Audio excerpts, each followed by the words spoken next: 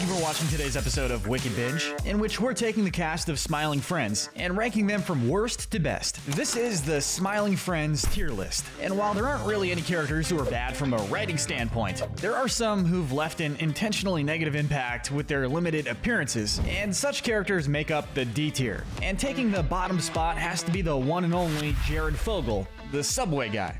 And sure, this was kind of a tasteless joke on the boss's part, but ignoring the fact that this cameo was just Gleb cosplaying, and doing it concerningly well, by the way. We have to mention him here for the sole reason that this scene implies that Jared Fogle does indeed exist in the Smiling Friends universe. Now, while she isn't anywhere near as reprehensible, our next D-tier candidate is Pym's sister, Amy.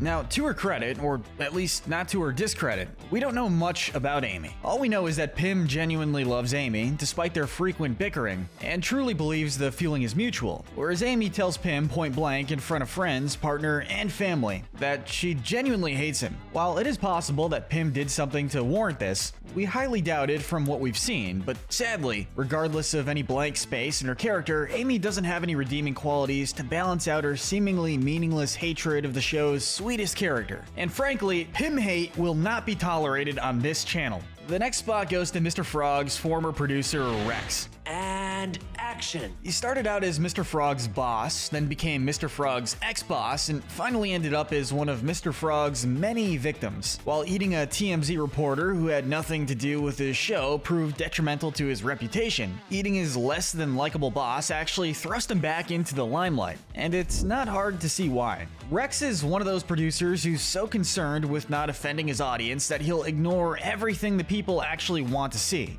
What did I tell you? The audience is gonna hate that. No more spitting.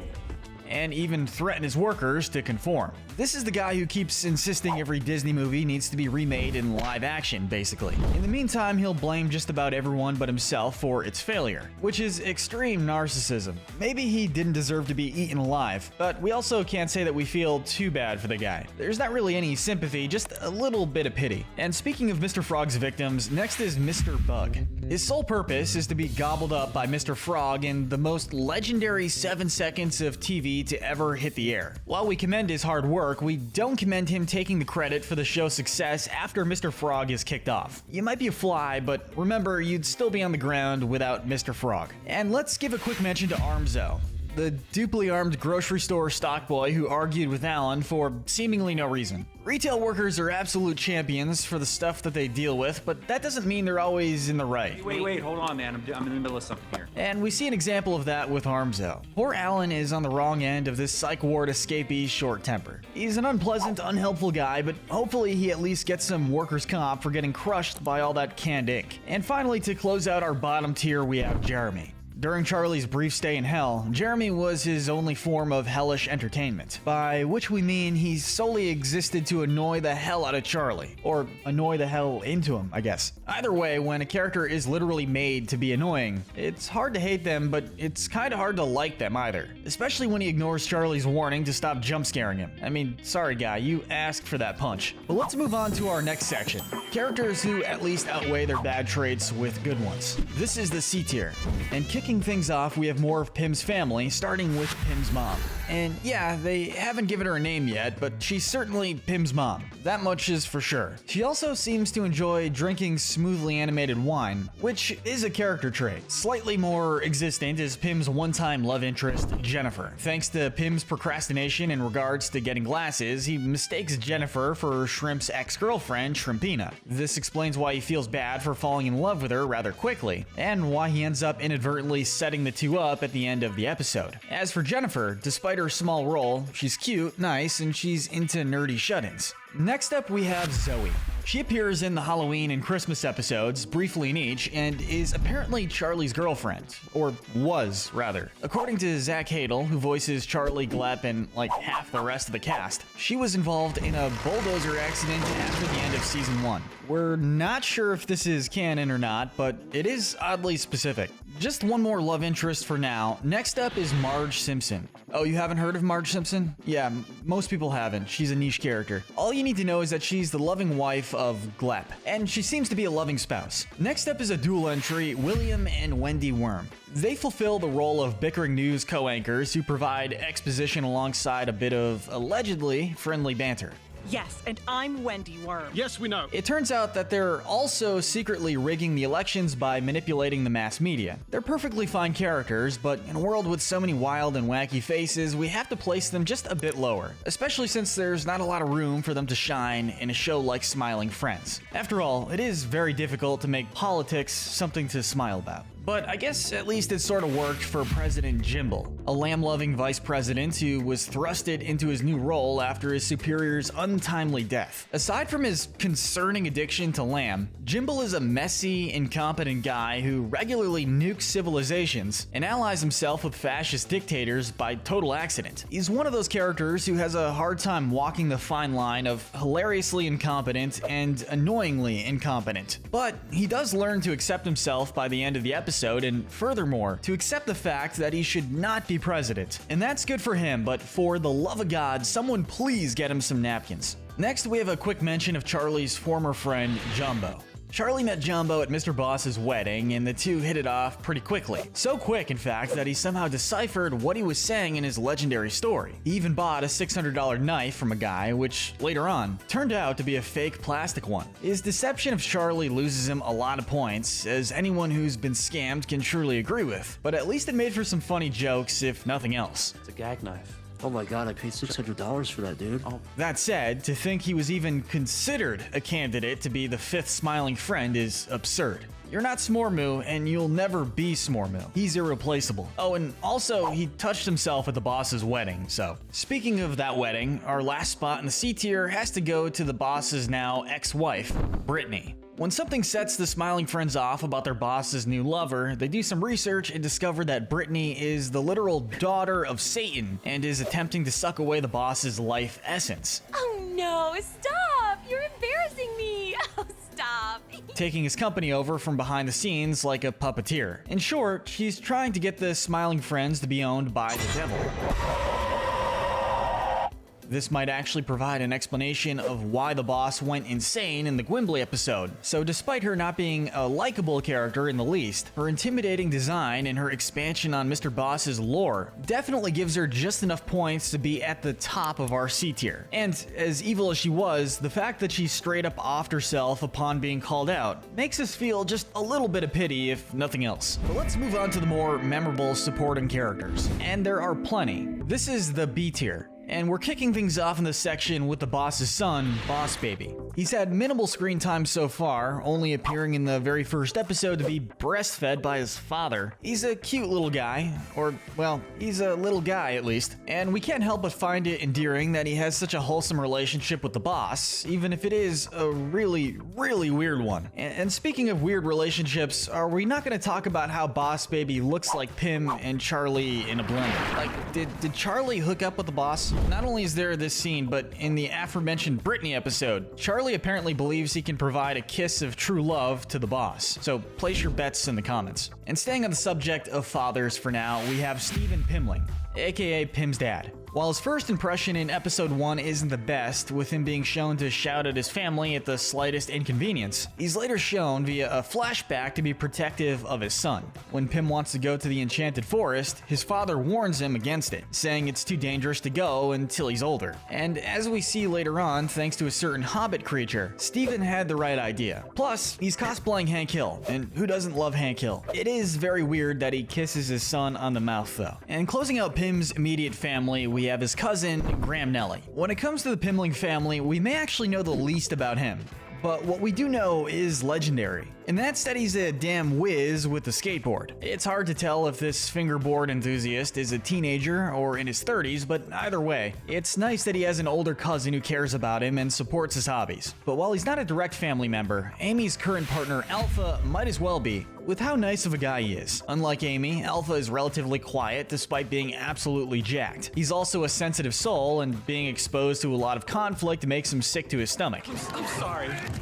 I ruined it.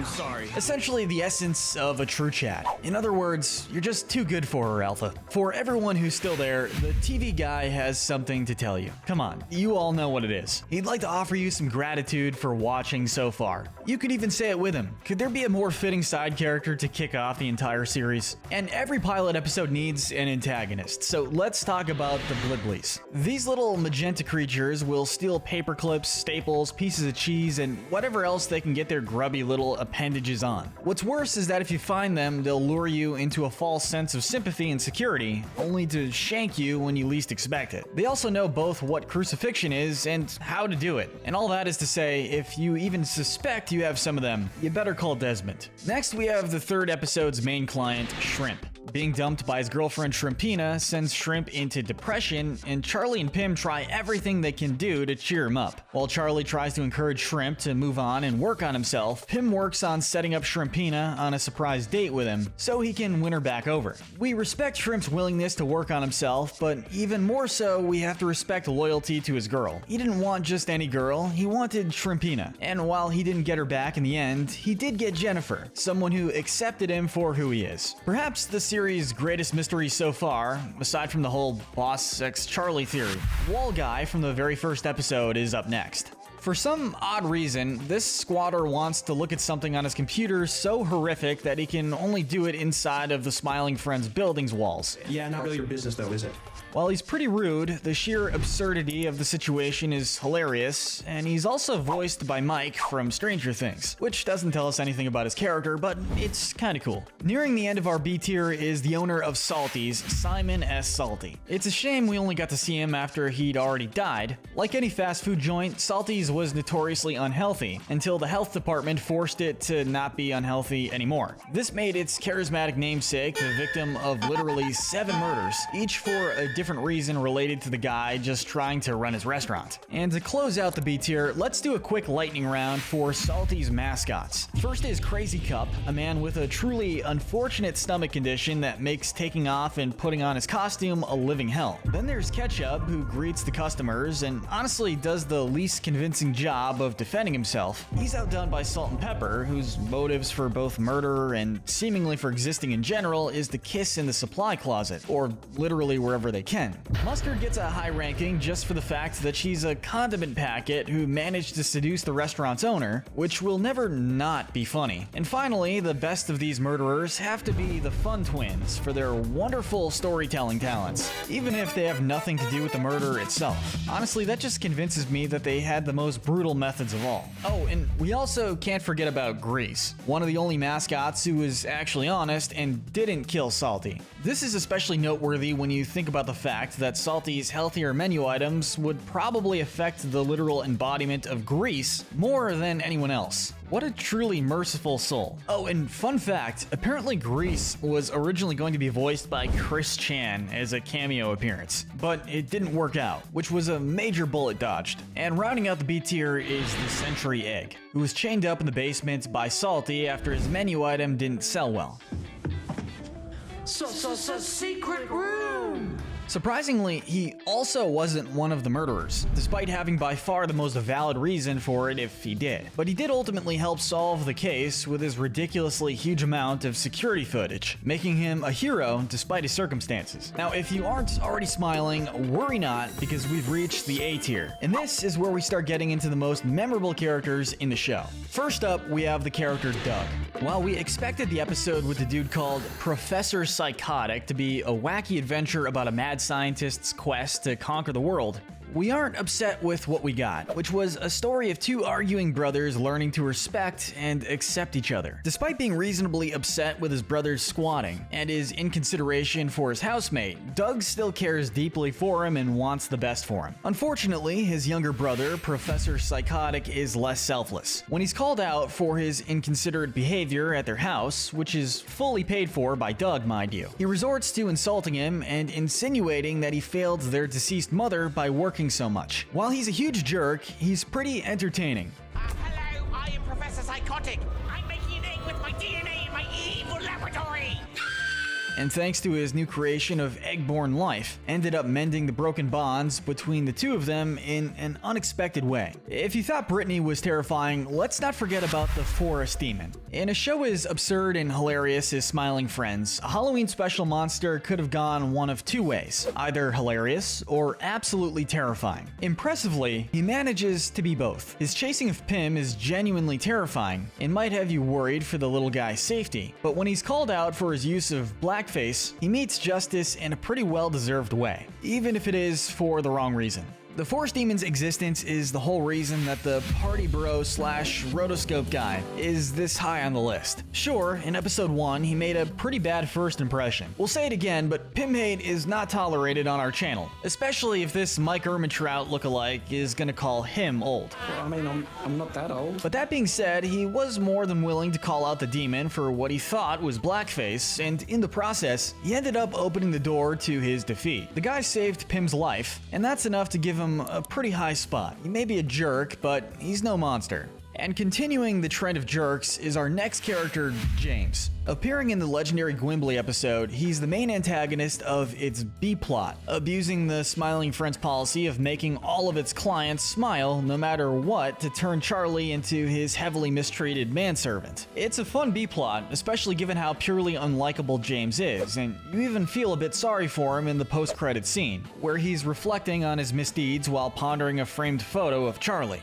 which he has for some reason. But with that said, they really should have some sort of screening for this stuff. And quite possibly the weirdest reason for being eternally condemned we've ever seen. Next is Charlie's grandma. That reason? She said damn in 1958 after seeing her husband being shot by a burglar. Thankfully, she seems to be having a decent enough time, just chilling out in her rocking chair and sucking on a lollipop. And I mean, like, she's sucking that lollipop, man. I'm not judging, but I don't think that cursing is her only sin. Sticking to hell for another moment, let's talk about Satan. While he's not as terrifying as, and just barely more evil than, the Forest Demon, Smiling Friend's answer to Satan is still a scumbag who's willing to break his word for the sake of fulfilling his sadistic desires. That said, there's something to be admired about the fact that the literal ruler of hell itself is still relatively polite to service workers. Okay, thank you, sir. From one side of the afterlife to the other, next is Gilbert Gottfried.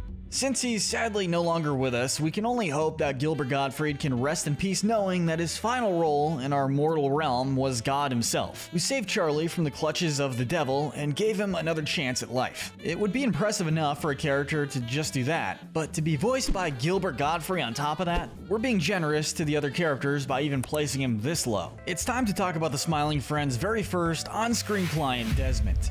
When we first meet Desmond, he's at a pretty low point. Okay, that's a serious understatement. He literally holds a pistol to his head for 90% of the time. The Smiling Friends have their work cut out for them, but thankfully, despite Pym's unfortunate failure to give him hope in life, Desmond finds his purpose in life by becoming a Blibbly exterminator, saving countless precious pieces of cheese in the process. There have been a lot of incredible cameos in the series so far, but arguably the funniest was Daniel the Demon Slayer, played in live action and full cosplay by the Nostalgia Critic. Having an entire 8-minute advertisement in your channel has to lose you some points, sure, like there can't be that much to say about Dollar Shave Club. Sorry, let me just skip ahead of that. Thank you. Nonetheless, using your platform to help people save their bosses from being enslaved to demons for eternity is more than enough to make up for that. But let's talk about some iconic bad guys, starting with the Frowning Friends, Grim and Gnarly. The natural enemy of the Smiling Friends, the Frowning Friends, work to make sure people are as cynical and nihilistic as they can be. It turns out that their business model is a sham, despite their belief that the world isn't worth living in. They freak out when their lives are actively threatened. This means they have some capacity for redemption, on top of being memorable one-time foes. If only these poor guys had survived the Renaissance men. Then again, Grim wanted to eradicate Puerto Rican people from the planet, so maybe it's for the best that he's gone.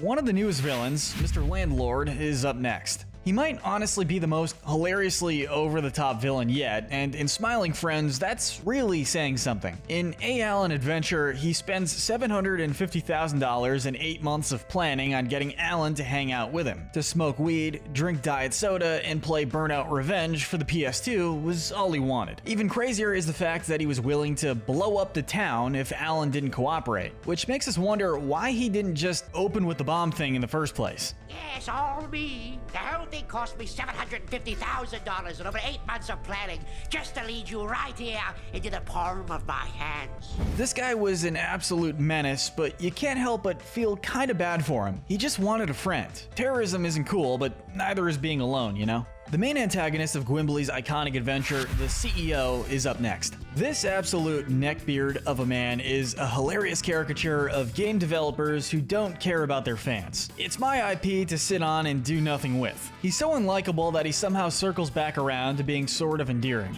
Do you want a chicken nugget? I mean, the guy uses his literal last moments alive to dip a chicken nugget in his own blood and eat it. Hopefully Gwimbly's new Smash clone will fulfill the fans' longtime desire for a new game starring their favorite cream corn loving character. For now, we can rest assured that with the CEO gone, Gwimbly's free to do as he pleases. Truly one of the most heroic defeats of the series so far. From a heroic defeat to a bona fide hero, up next is Pilford, Crimeville's very own computer repair shop owner. This absolute legend might be built like Mr. Krabs, but he's nowhere near as greedy. He repairs electronics with his paper clips, a power that could easily be used for evil, especially in a place like Crimeville. But regardless, he chooses to run an honest business. And when Alan points out the obvious solution of using his nose instead, he's so overjoyed that he gives Alan all of his paper clips for free as thanks. Alan may have found this interaction annoying, but he couldn't disagree with him more. Landing just outside of the top 10 and at the top of our A tier is the legendary 3D Squelton. Don't say boohoo 3D Squelton. You've made it seriously high up on our list. What do we even need to say about this absolute icon? 3D Squelton is a simple little guy. He just wants to enjoy a life of playing with balloons and cosplaying Roger from American Dad. The frowning friends may have briefly led him astray, but 3D Squelton denounced their lies and proved himself to be an exceptional guy at the end of the day. And without further ado, we've reached the top. It's time to talk about the main ensemble cast and some of the supporting players who stole the show. This is the S tier.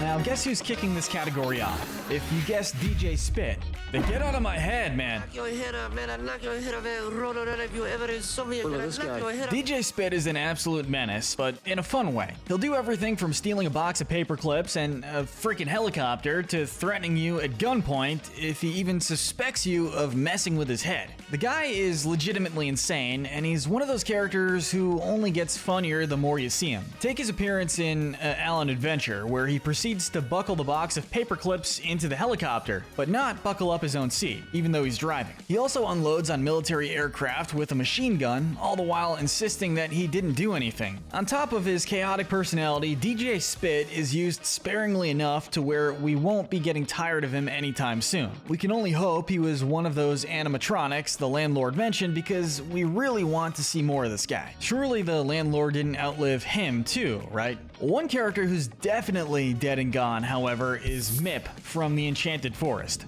Sure, maybe that's for the best, but while Mip is a total psychopath and a creep, he's also one of the most hilarious villains in the whole show. From poisoning Charlie for seemingly no reason at all to straight up seducing him the night before putting his plan into action, Mip is an absolute menace. The twist villain ending only makes this episode funnier to rewatch, especially his song that was basically tailor-made to screw with Charlie and Pim's friendship. Mip managed to become one of the most memorable characters despite only appearing one time. Well, maybe I like that. And seriously, that seduction scene is one of the best in the whole show. Who's that at number 8 on our list? It's Smormu, the 5th smiling friend. Sure, he had minimal screen time, but we'll never forget Smormu. His goofy voice, his epic dance moves, and the irreversible reality that he is, in fact, the 5th smiling friend will make him live on in our hearts forever. Don't worry, Pim. I can cheer you up.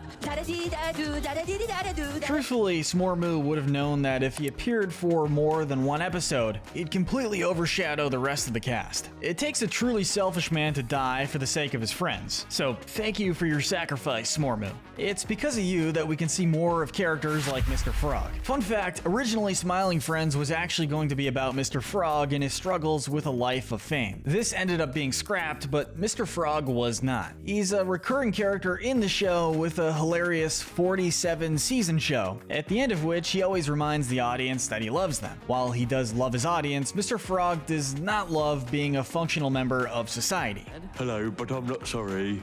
He's a truly chaotic force, committing every crime imaginable with seemingly no rhyme or reason, and it makes for him being one of the most hilarious characters in the show. His goofy design and style of animation makes him even more entertaining, and we have to say our second favorite character outside of the main 5 Smiling Friends. As for our top pick in that category, we have Gwimbly.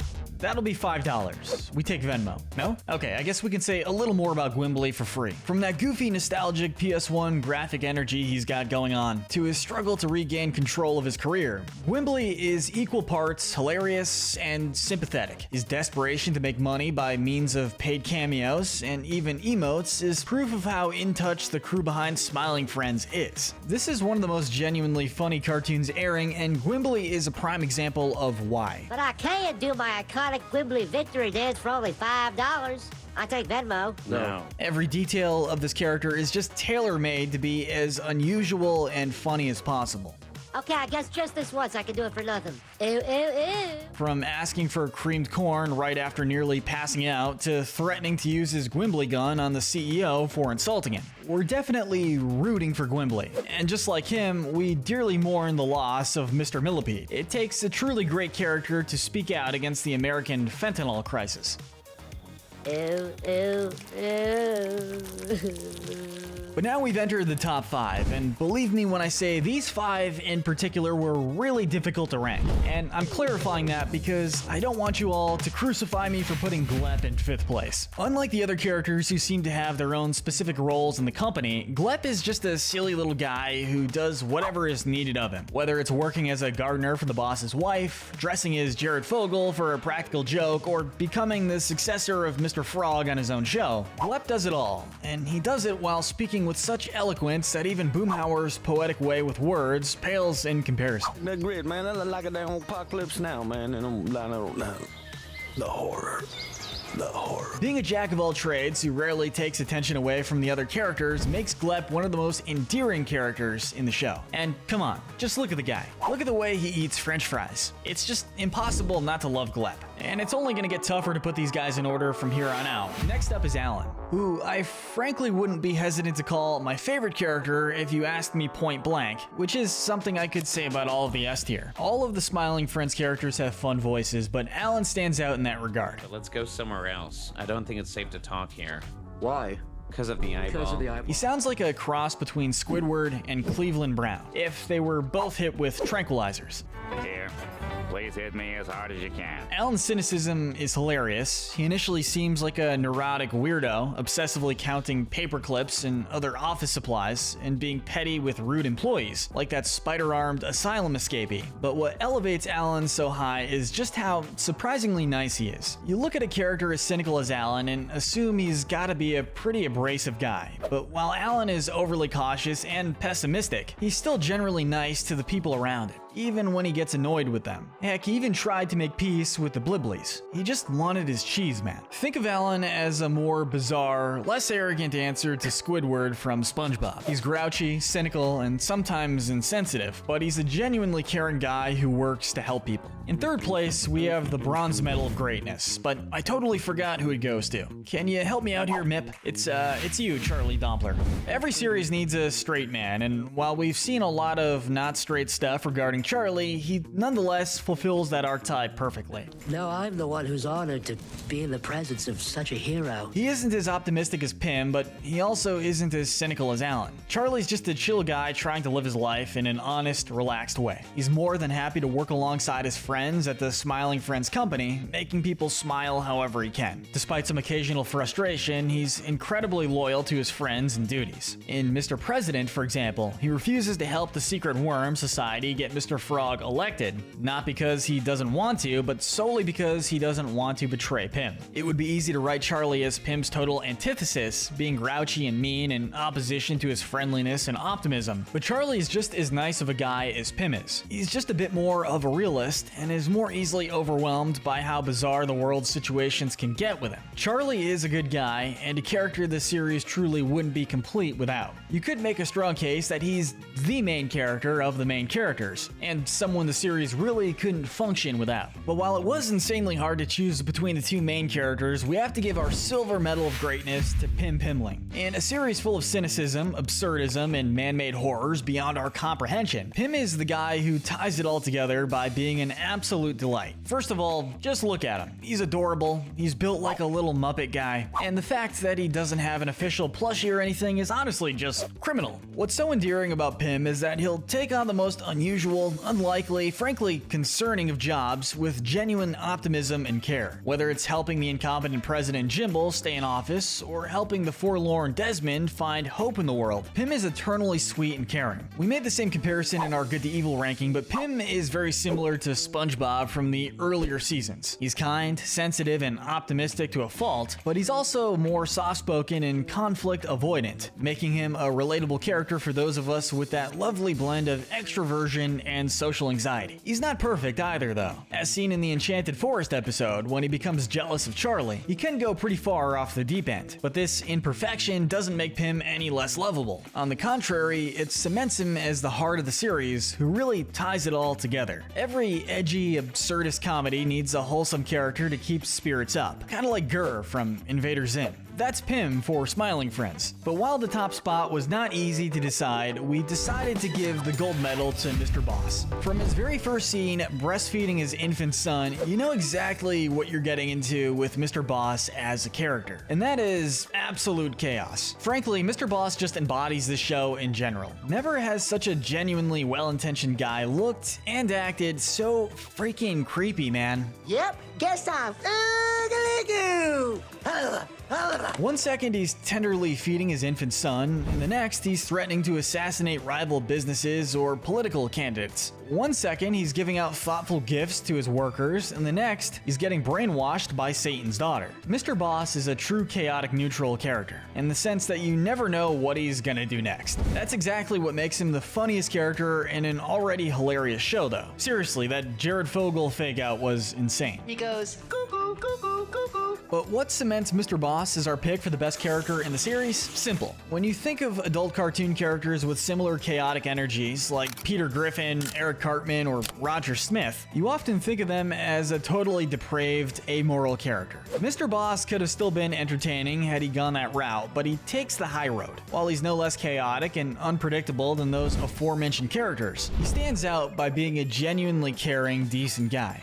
Most of the time. He's genuinely nice to his employees, never raising his voice at them unless he's on the cusp of a mental breakdown, and even giving them thoughtful gifts like a patented Mr. Boss miniature. Seriously, Alan, how could you refuse such a thoughtful gift? Well, worry not. Knowing Mr. Boss, he'll be gifting us with plenty more unpredictably hilarious moments over the course of the series. You just know this guy is gonna steal the show whenever he comes up, and the best part is that he never outstays his welcome either. Not even in episodes that seem to center around him, like The Boss Finds Love, where after the opening scene, we don't see him act of his own volition until the tail end, where he just trolls Charlie and sings about how much he loves his workers. As we make people smile all day, we get to play. We get to play. This beautiful scene, it really just tells you everything you need to know. Mr. Boss is a legend, and we're crowning him the greatest character in all of Smiling Friends.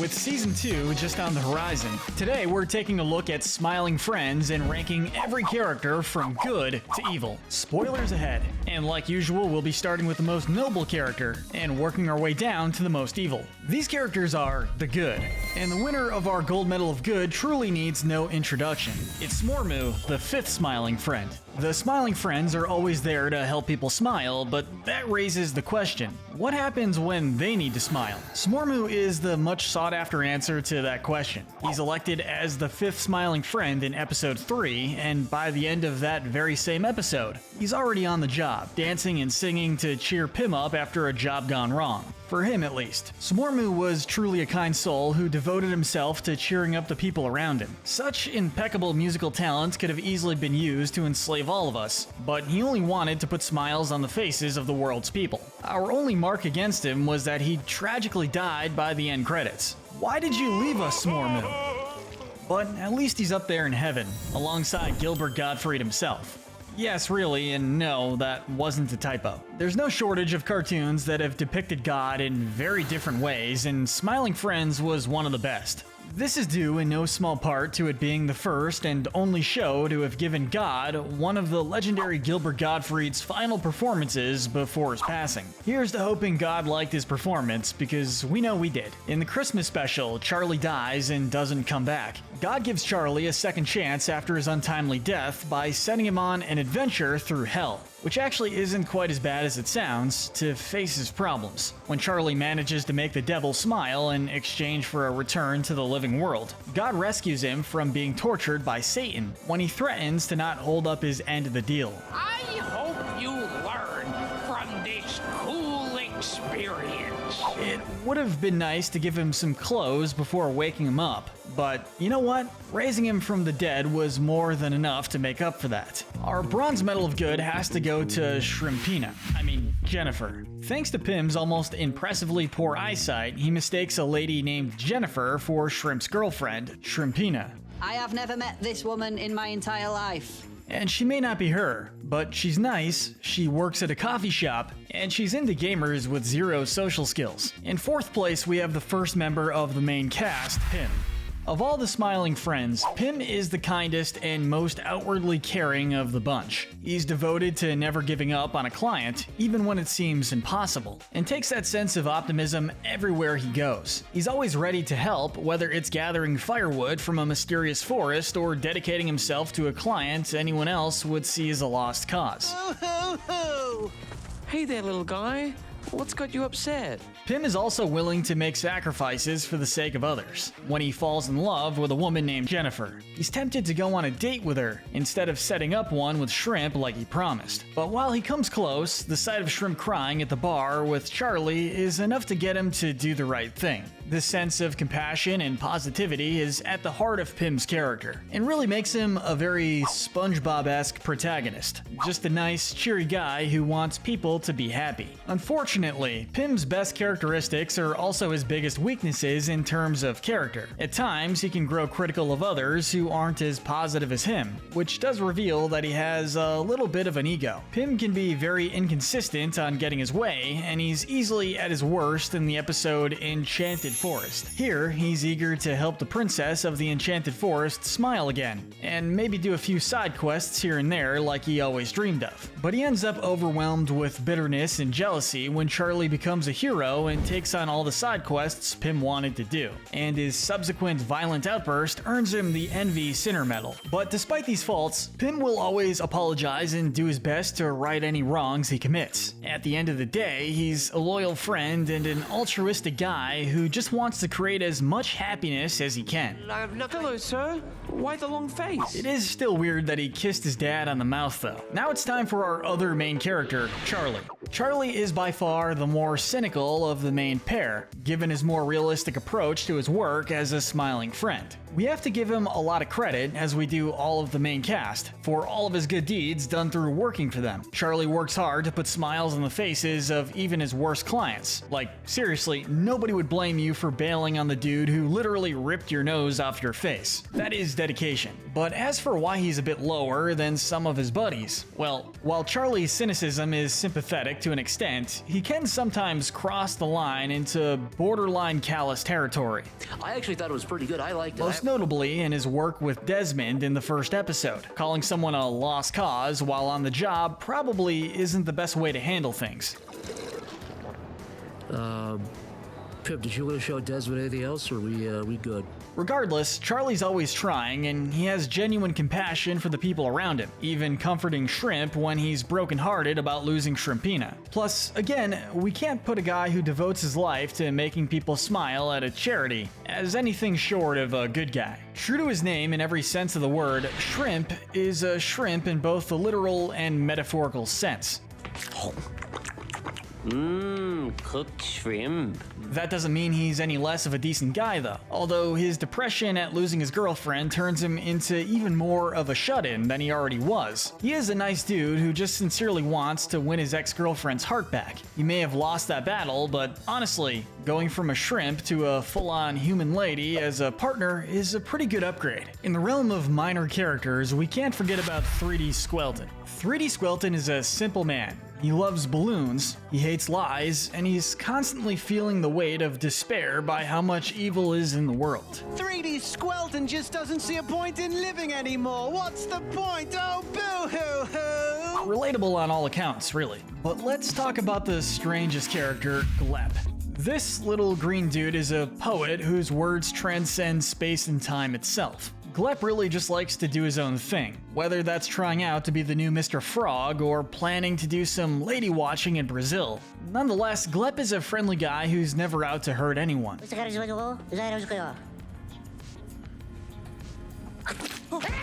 We may not be sure at all what his job is here, but we're glad that he's doing it. That said, we have to rank him a bit lower, for the fact that he is a bit less loyal to the Smiling Friends as an organization than Charlie and Pim, as shown by the fact that he briefly joined the Frowning Friends alongside Alan. Alan? Glep?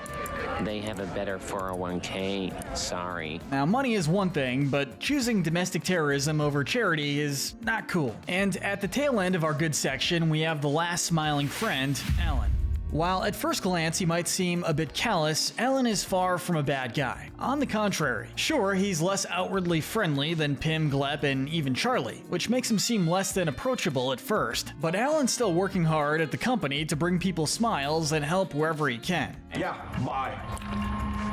Whatever. He seems to be more of a logistics guy, making sure everything in the fridge is accounted for, and that the strange creatures in the walls aren't taking his cheese. But he's not opposed to helping out with the Smiling Friends clients, especially if it benefits him. That said, we place him at the bottom of the good section for his role in the Season 2 premiere, which featured the legendary Gwimbly. Here, he sprays a homeless Gwimbly with dirty water from a hose for not leaving their property, and later he kicks a tiny critter in the face for startling him. While neither was necessarily malicious, these actions did prove that Alan isn't exactly the most patient guy around. Nonetheless, he's a nice enough guy so long as you aren't foolish enough to take his precious cheese from the fridge. But now we move on to the more questionable smiles in town. This is the gray area, possibly the hardest character to rank in terms of morality. First up in this tier is Mr. Boss. The eccentric owner of the company, Mr. Boss might seem like some sort of horrific cryptid at first, and frankly, that's not entirely out of the realm of possibility, given how oogly goo he seemed at the end of Gwimbly's episode. Yep, guess I'm oogly goo. But as far as cartoon bosses go, Mr. Boss is still easily one of the nicest. He gives his employees plenty of vacation time and even helps organize events for Halloween and Christmas. All of the boss's employees care about him, and it's not hard to see why. He genuinely cares for them as individuals and not just employees, and has a reputation as a decent enough guy. Seeing as how even Charlie was shocked in the Season 2 premiere when Pim mentioned him screaming at him. That's not to mention his kindness in breastfeeding the little critter on his desk in the first episode, which is just a really weird sentence that this show causes me to speak. So why is he in the gray area? It's a fair question, and it comes down to his methods of, we'll say, problem solving. You know what you must do. He has no problem with cannibalizing the forest demon over what he and the other partygoers perceived as blackface. And in the Frowning Friends episode, he was casually completely willing to murder Grim point blank with a shotgun. not even seeing it as a big deal. Relax, man. I was just gonna shoot you in the head and kill you. He's not a bad guy by any means. Again, he's remarkably nice from what we've seen from him so far. But Mr. Boss definitely has just enough instability and issues to warrant a more questionable place on our list. Next, let's talk about the legendary Gwimbly. This once beloved, and still beloved by Pym, gaming icon left his unappreciated company long ago to go for a solo career. Yeah, well, I'll always be the iconic mascot of this damn stupid company. And that confidence awards him the Pride Center Medal. But as you may know, pride often comes before destruction. Sadly, Gwimbly fell out of popularity long ago, becoming so desperate for money that he resorted to fan-requested dances and videos to keep his head above water. He's a decent enough guy in that he's not really out to hurt anybody. The guy's just trying to survive in an economy that prefers DLCs and microtransactions to kooky platforming icons. And let's not ignore that he was nice enough to do his iconic victory dance not once, but twice for free. Sadly though, we still have to place him in the gray area for his temper. He did threaten to murder his former boss and CEO for not giving him another shot at gaming fame. I mean, the CEO was a major jerk, but still not sure a threat of Gwimbly gun violence was the best way to go. Gwimbly is less of a morally questionable gray area entrant and more of a morally neutral one, and he's willing to say what most people won't. America has an effing fentanyl crisis. RIP Mr. Millipede. And while we're in that neck of the woods, let's talk about the new and improved mascot of insane game-breaking games, Troglor. There's not much to be said about him, save for the fact that he has no problems following his boss and father's orders. Introducing Troglor! Even if they involve killing people. He's not a model citizen, but he was willing to trade violence for more violence. But this time in a Smash clone starring himself and his new best bud, Gwimbly. And speaking of that game, Smormu DLC when? That would be sure to cheer up even the saddest of clients, even Desmond. Just look at him. This guy is the physical manifestation of despair, nihilism, and depression. Charlie, despite pitying him, sees him as more or less a lost cause, and while it's far from the nicest way of putting things, we don't entirely blame him for seeing it that way. All of Pym's efforts to help Desmond ultimately end up in vain, and it's not until he kills Blimbly that he realizes his life still holds purpose. Desmond doesn't rank low because he's a bad guy for feeling this way. He's the furthest thing from bad or even immoral. But we place him here because the fact that killing something was what finally gave his life a sense of hope and purpose is a little questionable. You, my friend, may have a Blibbly infestation. Even if it was one of those pesky Blibblies. But at least with him around, Alan won't have to worry about his cheese getting stolen again anytime soon. Or about getting crucified. Man, he healed quick from that. Although they don't play anything close to a big role, Pym's family still deserves a mention. Most of them are only seen during a family dinner with Charlie and Desmond in the first episode, at which point they're shown to be pretty argumentative. Pym's sister, Amy, even tells Pym point blank that she absolutely hates him. The Wrath Medal is shared with all of these guys for their constant infighting, which frankly will probably make said fighting even worse. But fighting aside, we don't know enough about these guys on their own to call their morals particularly good or bad. Tell me to shut up! The one who we can give a little credit to both ways is his father, who's guilty of the same anger the rest of the family has, but also is shown via a flashback to be a protective father to his son. And rounding out the gray area is the legendary fast food tycoon, Simon S. Salty. Fast food in general is a business with at least some questionable moral implications. Good old Salty here is a great example. His food was so unhealthy that it was linked to at least 14 deaths. He seems to resent the media for painting his food as the problem, but to his credit, he did try to clean up his menu towards the end of his life, which put him on the wrong end of his mascot, sadly. It's a shame, really. Before being double murdered by all of his mascots in succession, he died after eating what he said would be his last burger before a healthy change of diet. My final burger. After today, I'm gonna start eating healthy. Seems like he was on his way to a better moral compass and... oh, wait, didn't he chain up the Century Egg mascot in his basement? That's, yeah, he's fairly placed here. But if nothing else, that slight desire for self-improvement is enough to keep him out of our final category. These guys are the bad and the evil. First up, we have the first episode's antagonists, the Blibblies. These pesky little guys live in the walls of their victims, stealing cheese and whatever else they want. They're highly aggressive when antagonized on any level. Even Alan, who wasn't trying to hurt them at all, was straight up crucified for trying to take his cheese back.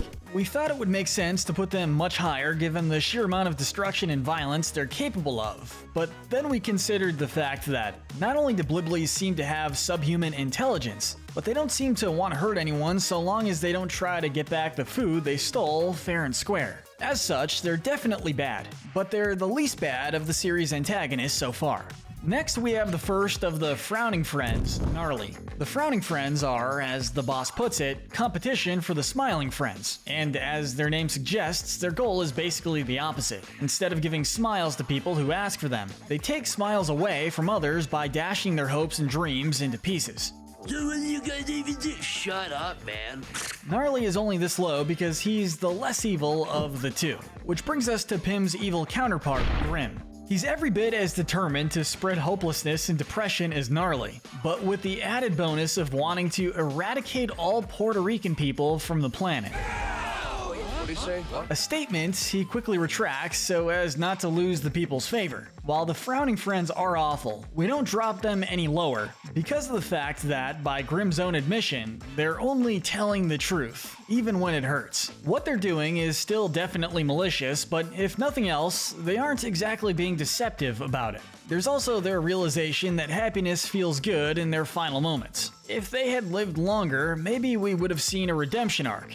But there just wasn't enough time left in the episode for that, sadly. But let's talk about the Forest Demon. This guy's entire role in the Halloween special is terrorizing Pym for trespassing in his forest. And can we just say, man, he did a good job. This guy is scary. We'd really like to place him lower, but if nothing else, he did deny the whole blackface Halloween costume allegation. No, you don't understand. I'm literally a forest demon from across the bridge. This isn't a costume. Showing that while he is a murderous demon, he's not racist. So good for him. Next up, we have Mr. Frog's former boss, Rex. Sure, his list of crimes is nowhere near as long or severe as his clients, but Rex makes up for it by having basically no sympathetic qualities. Hey. Yes? Get out.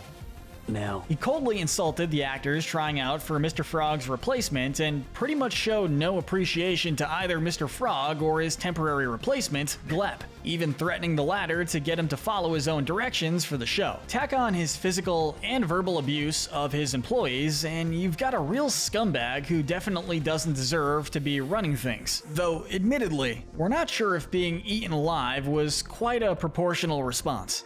We've already talked about Salty, so now let's talk about his would-be killers, the mascot. Charlie said it best. None of these mascots should be walking the streets by any means, even if Salty technically died from a heart attack. These guys all had their reasons to hypothetically murder Salty, but reasons aren't the same as justifications. And even if they were, the moment they were able to flee from the premises, they all got back to various crimes. So there's no indication that these guys were even stable to begin with, really. They may look endearing, but these guys are all total psychopaths with no regard for human life. Well, except for Grease. He seems nice, so I hope he's doing well. We've now made it to the bottom 5, so say hello to Mr. Frog. While it may seem harsh to place everyone's favorite celebrity in the bad category, I'm Mr. Frog. This is my show. I eat the bug. we have to consider that even though he isn't necessarily malicious, Mr. Frog is genuinely one of the most dangerous characters in the whole show. By his own admission, he didn't feel sorry for eating an interviewer alive, so we're gonna give him the gluttony medal and call that self-explanatory. And his combination of drug abuse and violent, impulsive tendencies make Mr. Frog one of the most dangerous, albeit hilarious characters. He attempts to strangle a fan for basically no reason, and even when he goes on live TV to finally apologize for his behavior, the way he wins his audience back is by eating his former boss. Mr. Frog might be occasionally friendly and always hilarious, but this amoral amphibian is one of the last characters you want to be alone with. Now, surprisingly, Satan is actually just outside of our bottom 3. Yeah, the literal devil. Our reasoning for placing him anywhere but the bottom spot is more or less that he's just doing his job. He expresses that he doesn't get paid until the end of his job, and since that job lasts for eternity, that sweet paycheck will always be just out of reach. It's eternity. So I just don't even care anymore. I just don't care anymore.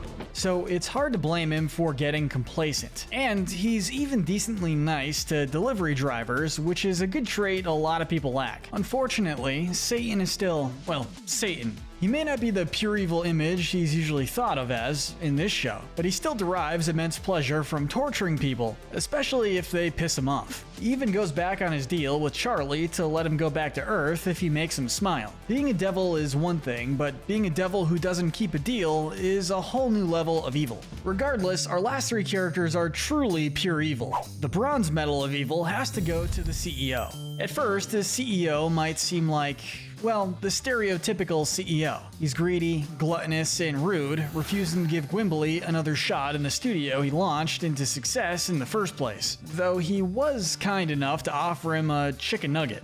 Only if you kiss my nugget. But that would be where the good attributes begin and end. And if his determination to sit on his Gwimbly IP and do nothing with it wasn't cold enough, when he finds out Gwimbly is planning to go solo and make his own game with the friend's help, the CEO enlists the help of his new mascot, Troglor, to murder him. That's next level corporate greed, giving him the Greed Sinner Medal very easily. Oh, and if you thought this might be a villain who cares about his minions scenario, as he himself would say, wrong. This dude uses Troglor's face as a dipping tray for his chicken nuggets, and verbally abuses him when he's hesitant to shoot indoors. What? Shoot! Do it now, you idiot! A rule the CEO himself instated. But the very same episode has an even worse character, James, our silver medalist of evil. As with any charitable organization, there are always going to be some jerks who take advantage of it. And for Smiling Friends, James fills that category quite nicely. When Charlie reveals that the organization has to do anything their client asks until they genuinely smile, James immediately takes advantage of it.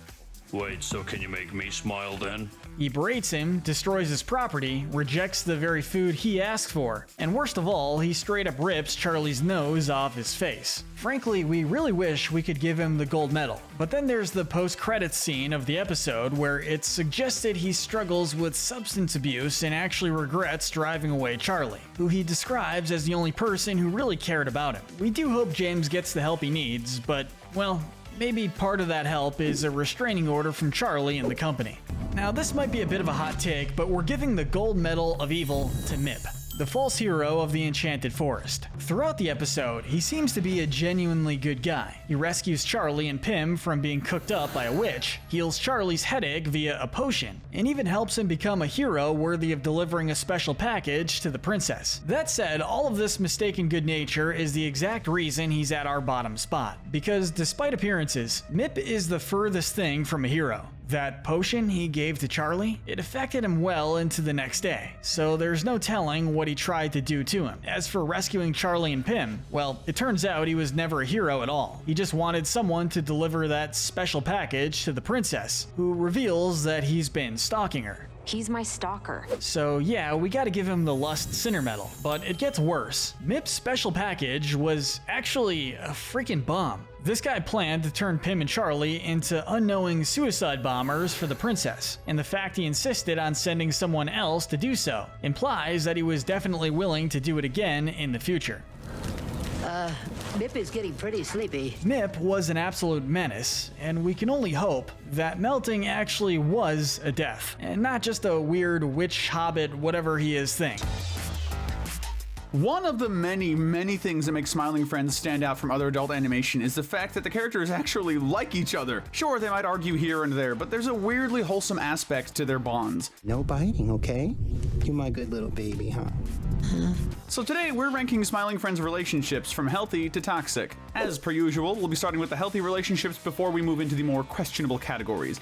I'll admit, there was some pretty steep competition for the most healthy relationship in the series, but there's ultimately only one duo we could go to, Charlie and Tyler. After Mr. Boss callously fired Tyler in the Spamtopia episode, fans around the world were shocked at the absolute shakeup this caused to the status quo. In fact, even people who'd never even heard of Smiling Friends were shocked by it. I saw this homeless guy on the street shouting the name Tyler over and over again just a few weeks after that. Coincidence? Probably, yeah. But one thing's for sure, Charlie and Tyler have an unbreakable bond. We all know Charlie loves his friends, his job, his country, his god, all that good stuff. But when Tyler gets fired, he immediately threatens to quit unless the boss rehires him. Even after Tyler bravely walks away from his work, insisting on not letting Charlie ruin his own career, Charlie is determined to get him rehired when they go out for drinks later on. He only relents when Tyler reveals that he wants to pursue his passion for music. With a single fist bump, the classic era of Smiling Friends ended, but this wonderful, beautiful friendship has only begun. We're giving the runner-up spot to what just might be the most iconic marriage in cartoon history, Glep and Marge Simpson. Marge Simpson might sound familiar since she's based on a certain familiar cartoon character, but her inspiration from Lois Griffin aside, Marge Simpson is the faithful wife of Glep. While we haven't really seen much of her, everything we have seen portrays her as a loving and devoted partner. She holds him in her lap during the Halloween party, the two do fun stuff like beach volleyball and couples costumes, and seem to all around enjoy each other's company. On top of that, we can't really say anything bad about their relationship, which gives them a pretty high placement by default. They've stuck together through everything from presidential terms to racially motivated Halloween party riots, so there's no doubt that they've built a pretty strong bond. Next, we move on to a man who knows 4 employees that he just adores. It's the relationship between Mr. Boss and his boys. Mr. Boss may be an unstable lunatic, but he's also a surprisingly great boss to his employees. Pim, Charlie, Alan, and Glep all genuinely like the boss, enjoying his company when he's around and being concerned for him when he isn't. He also knows how to motivate and assign his employees to their various tasks, from giving Alan more logistics-centered work to encouraging Charlie and Pim's mission to help Mr. Frog. The worst we could say about Mr. Boss as, well, a boss, is that he does sometimes make his employees uncomfortable. Whether it's singing a personalized song about how much he loves them while naked, or playing a prank involving a concerningly good Jared Fogle cosplay that makes Charlie uncomfortable, he sometimes rubs his boys the wrong way, even if he doesn't mean to. Regardless, he more than makes up for it by always being caring and considerate of his boys, from making a funny dog face to distract Charlie from the aforementioned Jared Fogle prank, to giving Alan a tiny version of himself as a reward for finishing his assignment. Unappreciated or not, the dedication to create a miniature version of yourself as a gift really just shows how much you care. Now, whatever you guys do, don't let Mr. Boss see that Grim and Gnarly made it so high onto our list. These two are the antithesis of the Smiling Friends. A concept so simple yet so diabolical as their business model would make you think they'd have a pretty toxic relationship, but, surprisingly, the Frowning Friends are genuinely affectionate and loving towards one another. After Gnarly insults the Smiling Friends, Grim's first instinct is to compliment him and to tell him that he loves him, a sentiment which Gnarly returns without any hesitation. Good one, Gnarly. I love you. And I love you. These two didn't even need to say no homo after their expressions of platonic love, and that's how you know this is a true friendship. The worst we could say about their bond is the fact that Gnarly does call Grim kinda cringe when he's terrified of dying. Now, I guess that's kinda understandable given how nihilism is their whole shtick, and he does come around and join Grim in his bout of non-evil laughter when they learn that smiling actually feels good, but I just can't help but feel like Gnarly should have been a little more concerned for his best friend being held at gunpoint. But now let's go back across the street to talk about the relationship between Glep and the Smiling Friends. While the other Smiling Friends have less of a black and white web of relationships, one thing is consistent throughout. Much like the fandom itself, everybody loves Glep. He's that one member of the team who causes no drama, gets involved in no drama, does nothing even adjacent to drama. Glep is just here to vibe with his friends and do what he can to help out. What is that? Don't worry about it. He's doing something, and he keeps company morale up just by being there. Of course, he could stand to communicate a little better. Not in terms of words, because, as we all know, Glep is one of the greatest orators of our generation. I mean in terms of telling his friends what he's up to. Glep is friendly and caring towards his buddies, but he's also prone to wandering off and doing things like auditioning for television roles while he's on the job. Still, maybe Glep's unpredictable actions help keep smiles on other employees' faces, in which case, I guess he'd deserve an even higher spot. This next spot needs no introduction. Pim and Charlie have quickly become one of the most iconic pairs of animated besties. The nice thing about Pim and Charlie's friendship is that while they do have a genuinely wholesome friendship, it's one that's also pretty grounded. They bicker sometimes, from Pim calling out Charlie's unenthusiastic attitude in the Christmas special to his jealousy over Mip and Charlie's friendship, and Charlie not paying attention to Pim's feelings in the same episode. But while they don't get along all the time, they're always there for each other when it comes down to it. One small but profound example of this is in the episode Mr. President, where Charlie stumbles into a room full of worms plotting to get Mr. Frog elected. Despite considering Jimble to be utterly incompetent, Charlie refuses to help the worms for the sole reason that Pim is trying to get Jimble elected wanted so he can smile, showcasing his willingness to place his loyalty to his best friend above his work. He's even willing to bail on a party to check out Pim's UFO club in another episode. These two are practically brothers, warts and all. They might fight like brothers, but they'll always end up being there for each other like brothers too. Next, we have the living proof that love at first sight is alive and well. Shrimp and Jennifer. With a kiss like that, you just know these two are going to last. All this sweet woman wanted was a 4-foot-tall shrimp with a receding hairline and a concerning amount of Mouse Quest memorabilia. It may have been a bit of a letdown for Pim, but it's nice that both she and Shrimp got what they were looking for. Moving back to platonic territory, next we have the iconic friendship of Gwimbly and Mr. Millipede. We might have never seen these two interact on screen, but there was a clear camaraderie between them. Mr. Millipede was always there to help Gwimbly on his timeless Gwimbly adventures like Gwimbly 2, Gwimbly's Cream Quest, and Gwimbly Saves the 4th of July. Given the sheer grief that Gwimbly expressed upon finding out that Mr. Millipede had passed away, it's likely these two were pretty close at a time. So why aren't they any higher? Well, we would put them higher if it weren't for the tiny detail that Mr. Millipede has been dead since 2021. According to his gravestone. That means Gwimbly and him haven't spoken for at least 4 years, to the point where Gwimbly didn't know he was dead until 3 years after the fact. On one hand, the fact that Mr. Millipede didn't invite Gwimbly to his funeral is kinda suspicious, but on the other hand, he was kinda busy dying at the time, so I guess we can give him a pass. May he rest in peace. Wait, he was an uncle? On that note, let's move from friends to family, starting with Mr. Boss and Jason. If all we had to go off of was the first episode of the show, we'd probably give these two the top spot. Good parenting is invaluable, and it's clear that Mr. Boss loves his beautiful boy. In the Spamtopia episode, we see Mr. Boss going on a journey to buy a magical red jewel to turn Jason into a butterfly. So, like, was he dying and this was the only way to save him? Or, you know what, maybe it's best not to think about it. All we need to focus on right now is the fact that Mr. Boss loves his 18-year-old son enough to travel to another country to buy a magical red jewel to heal his ailments. He's also kind enough to breastfeed him and keep him filled up with nutrients. Yes, that's right. Jason is old enough to vote, and his father is still breastfeeding him. And Charlie thought Pim kissing his dad on the mouth was weird.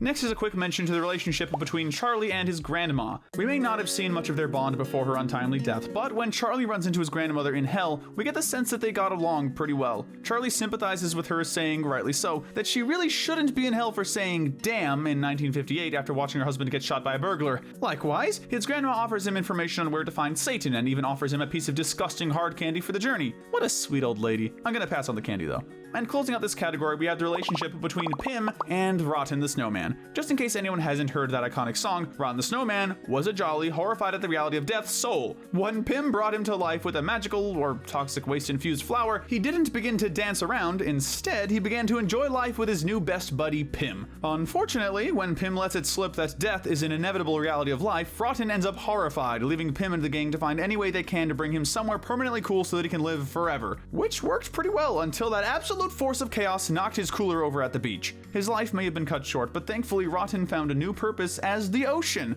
or a specific wave in the ocean or something. Point is, he lived a good life and had a good friendship with Pim, even if he probably caused him more than a fair share of headaches. Now let's ride that wave into the next category, for the more questionable connections in the series. These are the rocky relationships. First and foremost in this section, we have the relationship between the Smiling Friends and their clients. It might be controversial to lump them all into the same category, but the fact of the matter is, the Smiling Friends have to do their best to make people smile, no matter the kind of people they are. Sometimes they have pleasant experiences with decent people like Shrimp, Gwimbly, or the Enchanted Forest's princess, but other times they'll end up involved with criminals and other chaotic types like Mr. Frog, DJ Spit, and James. It's a gamble whether they're going to make a new friend or narrowly escape with their lives on any given day, or even do both at once, who knows. We respect them for doing good, altruistic work for their clients, but the very nature of the Smiling Friends having to accept every client who comes their way means they can definitely end up with some less than savory interactions. Next, we have the workplace relationship between Pim and Alan. Alan isn't exactly the most sociable guy around, so we don't really see much of him interacting with his coworkers. Still, he generally gets along with them pretty well. When it comes to Pim specifically, he's willing to tag along with them on his quest to get Gwimbly a new game. Even if it's for no reason other than to get him off the Smiling Friends' premises, that still shows that Alan is able to work well with Pim, even if they are pretty much polar opposites. By that logic, you'd think that Alan and Charlie might get along even better. Being the two more cynical members of the Smiling Friends, they'd surely be on the same wavelength more often than not, right?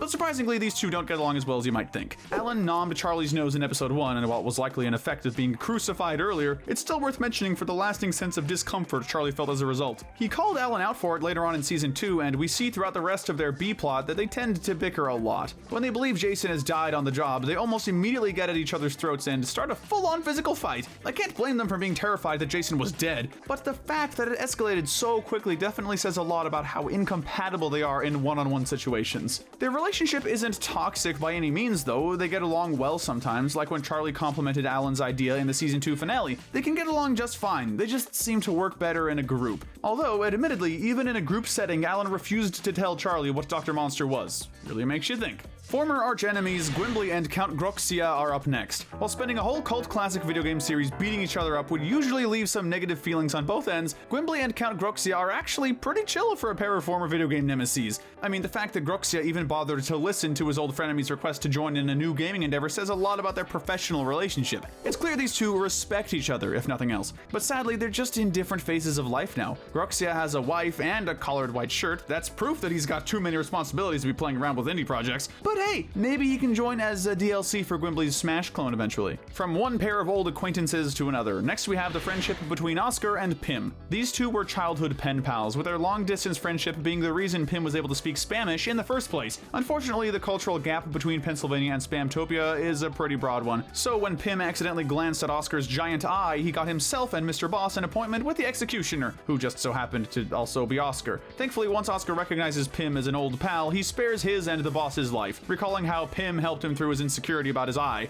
Unfortunately, he also follows this up by laughing at Pim's weird eyes. Like, come on, dude, he was trying to comfort you and you just turned on him like that? It's like that one SpongeBob episode all over again. Dumb people are always blissfully unaware of how dumb they really are. Next, we have a pretty huge umbrella entry, the Pimling family. The more I rewatch this show, the more I realize one thing. Man, Pim is going through it. On top of being a hard worker who's nearly been killed multiple times, his family is very dysfunctional. His parents are constantly fighting, his sister openly hates him and doesn't even try to hide it, and then there's the fact that he has a brother enlisted in the military, if this photo and Zach Hadel's comment about it is anything to go by. This means either Pim barely gets to see his brother or he might even be dead. Either one has to add another burden to his stress levels. That said, there are some bright spots. For one thing, despite their bickering, Pim's parents do genuinely seem to love and care about him, and his cousin Graham Nelly seems pretty chill. This family might just need a therapy session or 2 or 10 or 100 or 1,000. And rounding out the gray area, we have the brotherly bond between Doug and Professor Psychotic. The episode Brother's Egg had a lot less to do with the mad scientist character than you might expect going into it. But we're not complaining, the bond between these two is as wholesome as it is awkward. Okay, that's a lie, it's way more awkward than it is wholesome. From Doug losing his temper with his little brother over his constant shouts and experiments to the professor just being a nuisance in general, when Pim convinces Doug to try and talk things out with his brother while he still has a chance to, Professor Psychotic responds by bringing up his brother's painkiller addiction and implies that his mother's death was his fault. That's seriously messed up, and they're only stopped from beating the life out of each other by the birth of Professor Psychotic's, horrifying toe-sucking homunculus thing. Seeing this success was enough for Doug to forgive his little brother, and they decided to work together to raise their son/nephew. I'm with you, Charlie. The world you live in is very stressful, which leads to more than enough toxic relationships to discuss. Kicking off the fully toxic relationships, we have to mention Mr. Boss and Tyler. In what was truly one of the most shocking betrayals in cinema history, Mr. Boss fired his beloved longtime employee Tyler without so much as a 2-week notice. Heck, there wasn't even a 2-minute notice, he just told him to get out. Surprisingly, we never really saw these two interact one-on-one all that much, despite them being two of the most prominent characters in the series. That means we can't really give Mr. Boss any extra points for how their dynamic might have been leading up to the infamous firing, but even if they got along just fine, that would make the firing even harder to swallow. But I guess someone has to deliver the bad news, sort of like the Frowning Friends and their clients. The Frowning Friends might defend their business by insisting that they're just being honest, but their brand of honesty just plans on bursting the bubble or balloon of everyone they come into contact with. Whether it's telling DJ Spit that he should give up on his music career or discouraging 3D Squelton from becoming a balloon maker, these two are buzzkills in the purest sense of the word. But what really makes them stand out in terms of toxicity is the fact that they say these painful truths to people who don't even ask for them. We only tell the truth, even when it hurts. If they were like the Smiling Friends waiting for people to come to them for brutal honesty, it'd be a different story. But then again, I guess that wouldn't be the best business business model. Unrequited love is one thing, but unrequited friendship can sometimes be even more dangerous. Take it from Mr. Landlord and Alan. It's been said that guys want only one thing, but I couldn't disagree more. Guys want 3 things: to smoke weed, fill their bellies with diet soda, and play Burnout Revenge for the PS2. At least if those guys are landlords, that's what they want, specifically with their friendly neighborhood Alan. When Alan shows no interest in hanging out with the landlord, the latter goes bonkers and decides to make the perfectly rational decision to spend 8 months and almost $1 million planning the most chaotic, convoluted adventure to lure Alan to his apartment to hang out, under the threat of blowing up the whole building. Mr. Landlord's obsession is a whole new level of messed up, and when he failed, seppuku was apparently the only option he saw out of facing the shame of his failure. But we have to admit, we do feel a little bad for the guy. I mean, all he wanted was for a friend to play Burnout Revenge with him. Isn't that all any of us want in life? That doesn't excuse what he did by any means, but it at least offers an explanation. Up next, we have a special appearance from Mr. Boss and Brittany, owners of Brittany's Beautiful Demonic Flowers. Isn't that wonderful? Oh, sorry, I zoned out. Where was I? Oh, we're on the boss and Brittany. When did that happen? Well, Brittany is the literal daughter of Satan, who married the boss for the sake of brainwashing him, using him as a puppet to take over the Smiling Friends from the inside. That would mean that the Smiling Friends will be owned by Satan? With such a diabolical plan, this is actually a pretty generous placement if you ask us. There was never any genuine love between these two, particularly not on Brittany's end. The only reason we don't place them even lower is the fact that Brittany's abuse of the boss wasn't something with a personal grudge behind it. She's literally just a demon who saw an opportunity to expand her influence.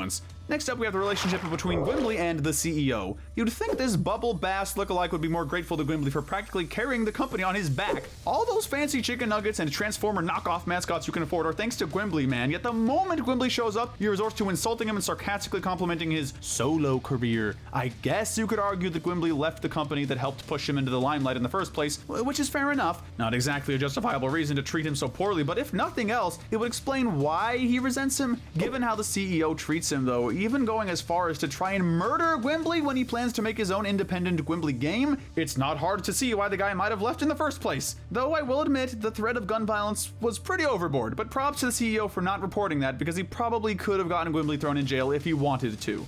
Landing just outside the bottom 5, we have the relationship between the aliens and Pim and Charlie. At face value, I could totally see a case for these guys being at the furthest end of our list. They kidnapped Charlie and Pim, dissected their best friend Bill, and forced them under the threat of eternal torture to blow up an entire planet, only telling them after the fact that the planet was uninhabited. In their defense, it was just a prank, bro. An alien prank. We've always got to take into account the fact that these guys are literally from a culture light years away from Charlie and Pim's, so what might seem like ecocide to us could just be a harmless prank to them. Like Mr. Boss said, there's no such thing as a bad culture. And hey, at least the aliens and the besties were able to party together for a while, which was nice, but sadly good times don't automatically erase the hurt you cause someone. If there's any duo that represents that even better than the previous one, it's definitely Mip and Charlie. They end up hitting it off right away in the Enchanted Forest, with Mip saving Charlie and Pim from an evil witch and even providing Charlie a potion to cure his headache. As Charlie proceeds to slay dragons, gather treasure, and save civilizations in the forest, Mip sings all of his great heroic deeds and even chooses him as a hero worthy of delivering his handmade gift to the princess. This all makes Mip sound like a genuinely good friend, and we'd agree with such a sentiment if it weren't for the fact that Mip was just manipulating Charlie to use him as a fall guy. The gift in question from Mip was actually a bomb planned to be hand-delivered to the princess, who barely managed to toss it away in time. That recontextualizes everything about Mip and Charlie's friendship throughout the episode. This guy befriended Charlie and tried to seduce him at one point, with the full intention to send him in as a suicide bomber, all for the sake of a twisted, non-reciprocal crush. Oh, and the headache poison? Turns out Charlie was severely allergic to it, or it was poison, whichever one you believe is funnier. Honestly, the fact that he started to legitimately seduce Charlie, but backed off when he remembered he was sending him to his grave, says all you needed to know about these two. Before the bottom 3, we have one last umbrella entry, Salty and his mascots. He may miss out on the podium of toxicity, but he provides the world with America's favorite form of toxicity, fast food. Or at least he once did, but once the media got on his butt about making healthier menu items, he started making changes to the restaurant that his mascots didn't exactly agree with. Some of them disagreed with his choices, others resented the high workloads, one of them was straight up having an affair with him, but these weird mascots all had one thing in common. Every last one of them was fully prepared to murder Salty. Little did they know, his iconic 7 p.m. nap was actually him completely dead after a heart attack, so while the mascots didn't actually kill Salty, all 7 of them fully believed they did. Except Grease. He could have done it, but he didn't. That's some restraint. I hope Grease is doing alright. The bronze medal of toxicity goes to the workplace relationship between Rex and Mr. Frog. 47 seasons of successful television wasn't enough for Rex to foster a sense of loyalty towards his most valuable client. As soon as Mr. Frog got canceled for inhaling a TMZ reporter, Rex abandoned ship and started looking for his replacement. If Rex had fired Mr. Frog for moral reasons, we'd understand, but Rex doesn't seem to care one way or another about who Mr. Frog is hurting or what crime he commits, as long as his own reputation is sound. If how he treats Glep is any indication of the pressure and abuse he put Mr. Frog under, it's not hard to see why he became an impulsive, drug-addicted sociopath. Seriously, Rex doesn't stop at intimidating and berating his employees. He goes as far as to physically restrain or strike them whenever they risk what he thinks is the right idea for the show. That said, even though Rex was undeniably a horrible person, I still think being eaten alive in seconds was a bit of an overreaction by Mr. Frog. But then again, he was insulting me, hello? The top two toxic relationships were a bit tricky to pick between, but we've decided the runner-up position goes to Charlie and James. Wherever there's someone spreading goodwill, there's someone ready and willing to take advantage of it. When local sadistic bodybuilder James pays a visit to the Smiling Friends' office, he basically forces Charlie to be his manservant for the day. From breaking a ton of the Smiling Friends building's property, to verbally abusing Charlie, to finally ripping his nose off his face and proceeding to mock him while he's on a call with 911. James is a whole nother level of unstable and unhinged, and to make matters worse, in the end credits scene, it's revealed that he inexplicably has a framed photo of Charlie and feels bad that he pushed him away. I guess this gives James a somewhat sympathetic quality, but it's also a little creepy when you think about it. Like, does he have some sort of a parasocial relationship with Charlie? Is he a stalker? Because if so, that's another pretty darn toxic trait. But while James might be a sadistic bully with a serious drinking problem, the gold medal of toxicity has to go to the king of stalking. It's the relationship between Mip and the princess. Now, right off the bat, I doubt I need to explain to anyone why Mip is this high up. He's been stalking the princess for so long that she's had to relocate twice to get away from him. Let that sink in. This is a princess, like a major figure of royalty with countless servants, and she still somehow has been followed to the point of moving by this bootleg hobbit twice. He's my stalker. What? Honestly, the fact that Mip's death was what made the princess smile says all you really need to know. And on top of being terrified of him, she almost got blown up by him with a bomb that only had 3 seconds on its timer. The princess is a truly tragic victim, but honestly, I can't help but feel a little bit of pity for Mip. Let me be clear, I am not defending Mip, but like, imagine obsessing over someone so much that your entire goal is literally to get with them or die trying. Parasocial relationships are real and they're dangerous, and Pym was so delusional that being blocked on everything, seriously, does Enchanted Forest even have a social media system, and moved away from twice wasn't enough. The guy still thought he had a shot and manipulated 2 innocent people into delivering a bomb to her in person, knowing full well they'd die in the crossfire. How Mip sank this low is anyone's guess, but I'm gonna hold that this non-existent bond with the princess is the absolute highest form of toxicity this series' relationships have. The Smiling Friends. These guys work hard to make their clients smile, but their lawyers would have to work even harder to get them off the hook for all the crimes they've committed. And that's not even to mention those clients themselves, so today we're sentencing Smiling Friends characters for their crimes.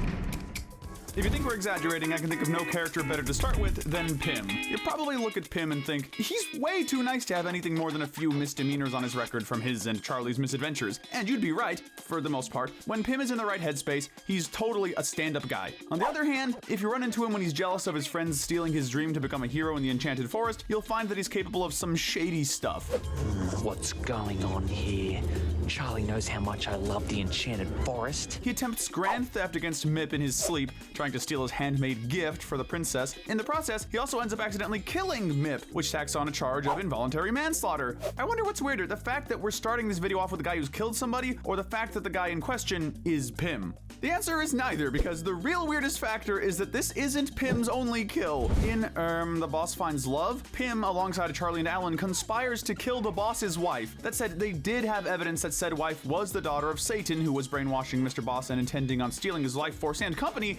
Hello, boys. So we'd have to count that as self-defense. In the same category, we're going to also pardon Pym, and Charlie by extension, from any crimes they committed while on board the frat boy alien ship, since they were abducted and really just trying to survive. Of course, there's also the fact that they withhold the information that the Earth is, in fact, flat in the Smiling Friends universe. This can't be real. I need to sit down. This can't...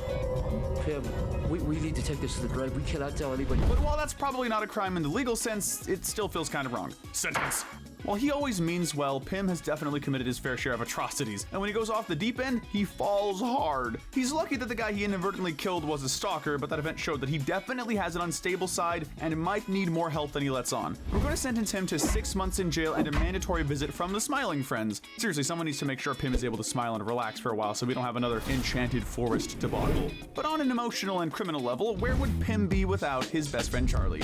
For starters, Charlie has at least one charge of public disturbance under his belt. When he's drunkenly befriending Jumbo, the utterly unworthy replacement of Smormu, he shows off his new knife to Pim, making his friend clearly uncomfortable. Of course, Pim probably wouldn't. Okay, no, he definitely wouldn't press charges on Charlie for something so minuscule, so neither will we. Unfortunately, we can't be quite as forgiving when it comes to Charlie's killing of an endangered species. In the Enchanted Forest episode, Charlie kills a dragon as Mip sings of his heroic deeds, and it's pretty safe to assume that dragons are an endangered species. It'd be one thing if the dragon attacked Charlie first, but he's just chilling there in his cave. Seems like a non-issue to me personally. Sentence. Surprisingly, Charlie's sentence will be even lighter than Pim's. As we mentioned earlier, we can't charge the guy for hijacking an alien spaceship, nor even destroying a planet, since both were done under the threat of kidnapping and eternal torment, respectively. All we can really charge him for is killing a probably endangered dragon and causing the occasional public disturbance. So we're gonna sentence Charlie to 3 months in jail and a fine of $10,000. Something's gotta change indeed, brother. I bet you're wondering when we're gonna get to the real criminals then, right? I mean, yeah, we're getting to that. Get out of my head, man, get out of my head! DJ Spit is one of the most memorable gag characters in the series so far, with one of the funniest vocal performances and, relevant to today's video, one of the most egregious lists of crimes. Hey, wait a minute, man. They don't, think nothing matters at all, man. I'm not sure how the laws in Crimeville work, but even by their standards, DJ Spit seems pretty darn shady. His very first crime is aggravated assault, as seen when he's convinced Pim and Charlie are trying to get in his head after mistaking them for the Frowning Friends. Come on, dude, that's a totally different shade of purple. He points a gun at the pair, and given how quick he was to do it, it's safe to assume he's done this before. Nobody's messing with your head. Get out of my head! No, nobody's messing with your head, man. Nobody's messing with your head. But that's not nearly as interesting as it gets. In the episode A Alan Adventure, this musical icon is guilty of grand theft. Not only does he steal Alan's box of paper clips, but he steals a helicopter as well. I know that's nowhere near as severe as stealing the box of paper clips, but still. Oh yeah, there's also this tiny detail of him shooting at the US Air Force, which reveals that he not only owns a machine gun, which is illegal in most states, but also definitely counts as treason and attempted murder. All of that isn't even taking into account the high likelihood of illegal drug use. Granted, we don't have confirmation on that one, but come on, they don't have to spell everything out for us, right? What the man, that makes me angry, man. Sentence. Look, if nothing else, we can at least see that DJ Spit isn't quite right in the head. What's more, later in the Alan episode, it's revealed that the landlord planned out every aspect of Alan's day, which means that the clearly poor, drug-addicted DJ was just doing his job, man. That doesn't excuse his crimes, but it does mean that there's someone who holds greater responsibility than him for them. And I mean, the guy isn't all bad. He was nice enough to buckle up the stolen paper clips before he took off, right? Still, we can't let him off the hook. We're gonna have to sentence DJ Spit to 15 years in a psychiatric hospital and a mandatory apology SoundCloud album. Like, I don't know, all aboard the toxic gossip helicopter, man, or something like that. Can't wait for that to drop. And since we already mentioned him, we can't possibly avoid the landlord. And, oh boy, this guy's gonna be a doozy, isn't he? Okay, all the man wanted was to smoke weed, fill his and Alan's bellies with diet soda, and play Burnout Revenge for the PS2. First of all, I hate being the one to enforce this, but smoking weed is illegal in Pennsylvania at the time of writing this video. But thankfully, I don't think the diet soda nor Burnout Revenge for the PS2 are controlled substances, so we can at least enjoy 2 out of 3. But now we move on to his unnecessarily elaborate plan. First, to recap, every aspect of Alan's day was planned out by the landlord, meaning we have to take every crime committed against him into account. First was the obvious hiring of DJ Spit, which could definitely count as aiding and abetting his little episode of treason. He's also guilty of defiling corpses, since he manages to send a crew of skeleton pirates after Alan. Once Alan arrives and the landlord is able to set his plan into motion, he reveals that he has a bomb strapped to his chest that will explode in 3 seconds unless you take a bath. Oh, sorry, wrong show. But the crime still stands, since this is an attempted mass murder, terroristic threat, and blackmail charge all rolled up into one. Sentence. Mr. Landlord here has one defense, and that's the vague possibility of an insanity plea. I was just wondering if you wanted to hang out with me and smoke weed and fill our bellies with diet soda and play Burnout Revenge for the PS2. I mean, even dying wasn't enough to stop this guy, and he's confirmed that he's going to come after Alan again. But insane or not, the landlord is calculating and ruthless when it comes to achieving his desires, which means our only possible solution is to sentence Mr. Landlord to life in a psychiatric hospital. He'll be able to play all the Burnout Revenge he wants to, just far away from the vast majority of society. Maybe DJ Spit and him could make a YouTube channel together. I feel like they get along. With a mighty ooh ooh ooh Gwimbly is next. A cult classic video game icon, Gwimblington Gwimbly Hernandez is a pretty chill guy. He's the type of guy who will do his iconic Gwimbly victory dance for free twice. Okay, I guess I can do one more for nothing. Ew, ew, ew. Before charging you $5 on Venmo. That said, he's also the type of guy who will trespass onto your property when he's down on his luck. But Smiling Friends is a charity and the guy probably just needed help, so we're not going to give him too much grief for that. We will, however, give him some for his terroristic threats. When the CEO insults him upon his return to the company, he lunges at him with a threat of gun violence. If he'd had his Gwimbly gun on him, it's not too crazy to assume that he might have committed a felony here. Sentence. While he might not have actually ended up hurting anybody, Gwimbly still showed that he's a little bit unstable and a threat of gun violence isn't particularly light. But we're sympathetic to the plight of the homeless, so we're going to sentence Gwimbly to no more than a $500 fine and mandatory Gwimbly gun safety classes. I'm not sure he's going to teach the Gwimbly gun safety classes, but oh wait, I just had a great idea. Let's move from Gwimbly to his greatest nemesis, who isn't a video game boss fight. The CEO may look like your average blob of grease and self-degradation, but he's much more than that, by which we mean he's worse. Since the CEO technically owns the rights to Gwimbly as a franchise, he might be within his rights to keep the Smiling Friends from making their own Gwindy game. And destroy them. Yes, master. But he definitely doesn't have the right to attempted murder on Gwimbly, Pim, and Alan. He also forces his employee to help him out, aka do all the work himself, while using his face as a chicken nugget dipping tray, which has to count as two different kinds of workers' rights violations, honestly. Sentence. The CEO has proved through his actions that he is completely unfit to run a company. Attempting to kill someone for making an indie game isn't okay, which really isn't something I should have to clarify. His disregard for his employees, both new and old, convinces us that the CEO needs to be sentenced to 20 years in prison and loss of rights to the Gwimbly property. And to piggyback off the last entry, he'll also need to teach the Gwimbly gun safety class.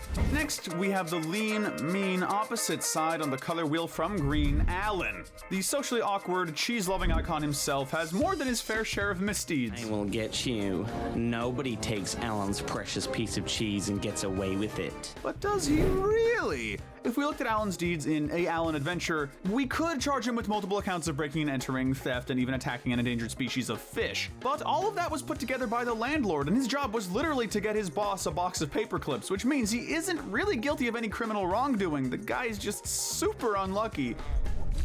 Where are my paper clips? If you're worried that means he's innocent, worry no more. In the Gwimbly episode, he not only assaults a homeless man, Gwimbly, with dirty brown water, but later in the episode, he straight up murders someone. I guess the Bliblies really tarnished Alan's view on short people, but startled or not, you don't just kick a creature whose body is as big as your foot with full force like that. The CEO will see you now.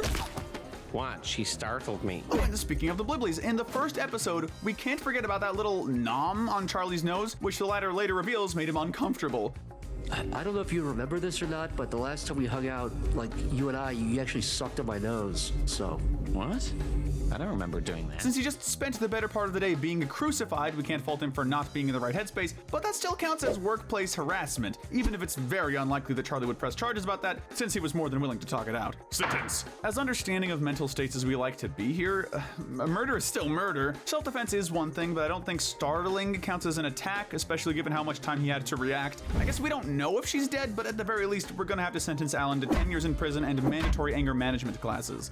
Without further ado, it's time to get to the iconic Green Man himself. That's right, we're talking about this guy. I know what you're thinking. First off, who is this guy? And second, why is he worth mentioning? Well, if you don't recognize him, this is the dude who ate a piece of shrimp's skin at the tanning salon. Cooked shrimp. That's gotta count as both assault and cannibalism. Maybe they're technically a different species, but it's still cannibalistic. Later, when he reappears in the season 2 finale, he commits involuntary manslaughter when he accidentally knocks over the cooler holding Rotten the Snowman. Sentence. This guy is an absolute menace. So ruthless, in fact, that the show itself hasn't yet dared to utter his name. We're gonna have to sentence him to 20 years in federal prison for not only the gravity of his actions, but the sheer lack of remorse he holds for any of them. But now let's get to the real king of Green Smiling Friends characters, Glep. It probably won't surprise you to find that Glep is by far the most chill of the Smiling Friends when it comes to his criminal activities. He's a family man, a devoted Christian, and a future president of the United States, but even he's got his sketchier moments. The main crime we can attribute to him is misdemeanor assault, given his tendency to spit on people when he's upset. Like when Rex insulted him before he was even able to do his audition for Mr. Frog's replacement. Aside from the occasional spitting, the worst of Glep comes out when he's placed in a position of power. When he briefly joins the Frowning Friends, he kicks Charlie in the shin for seemingly no reason, even though Charlie is already detained, which definitely counts as another assault charge. Really makes you wonder if he's really the best presidential candidate. Not me though, I'm still voting for him. Sentence. Glep can get up to some hijinks here and there, but he's still a relatively chill guy who just does his own thing. He's also shown to be very cooperative with authority figures. We see this when he helps tend Brittany's garden, despite the fact that, as everyone knows, Glep hates gardening. We have to assume he'd be cooperative with any legal forces coming after him too, so we'll just sentence Glep to a $50 fine and a government-appointed bucket to stop him from constantly spitting. From one unintelligible politician to another, next is former President Jimble. Hello, Transylvania.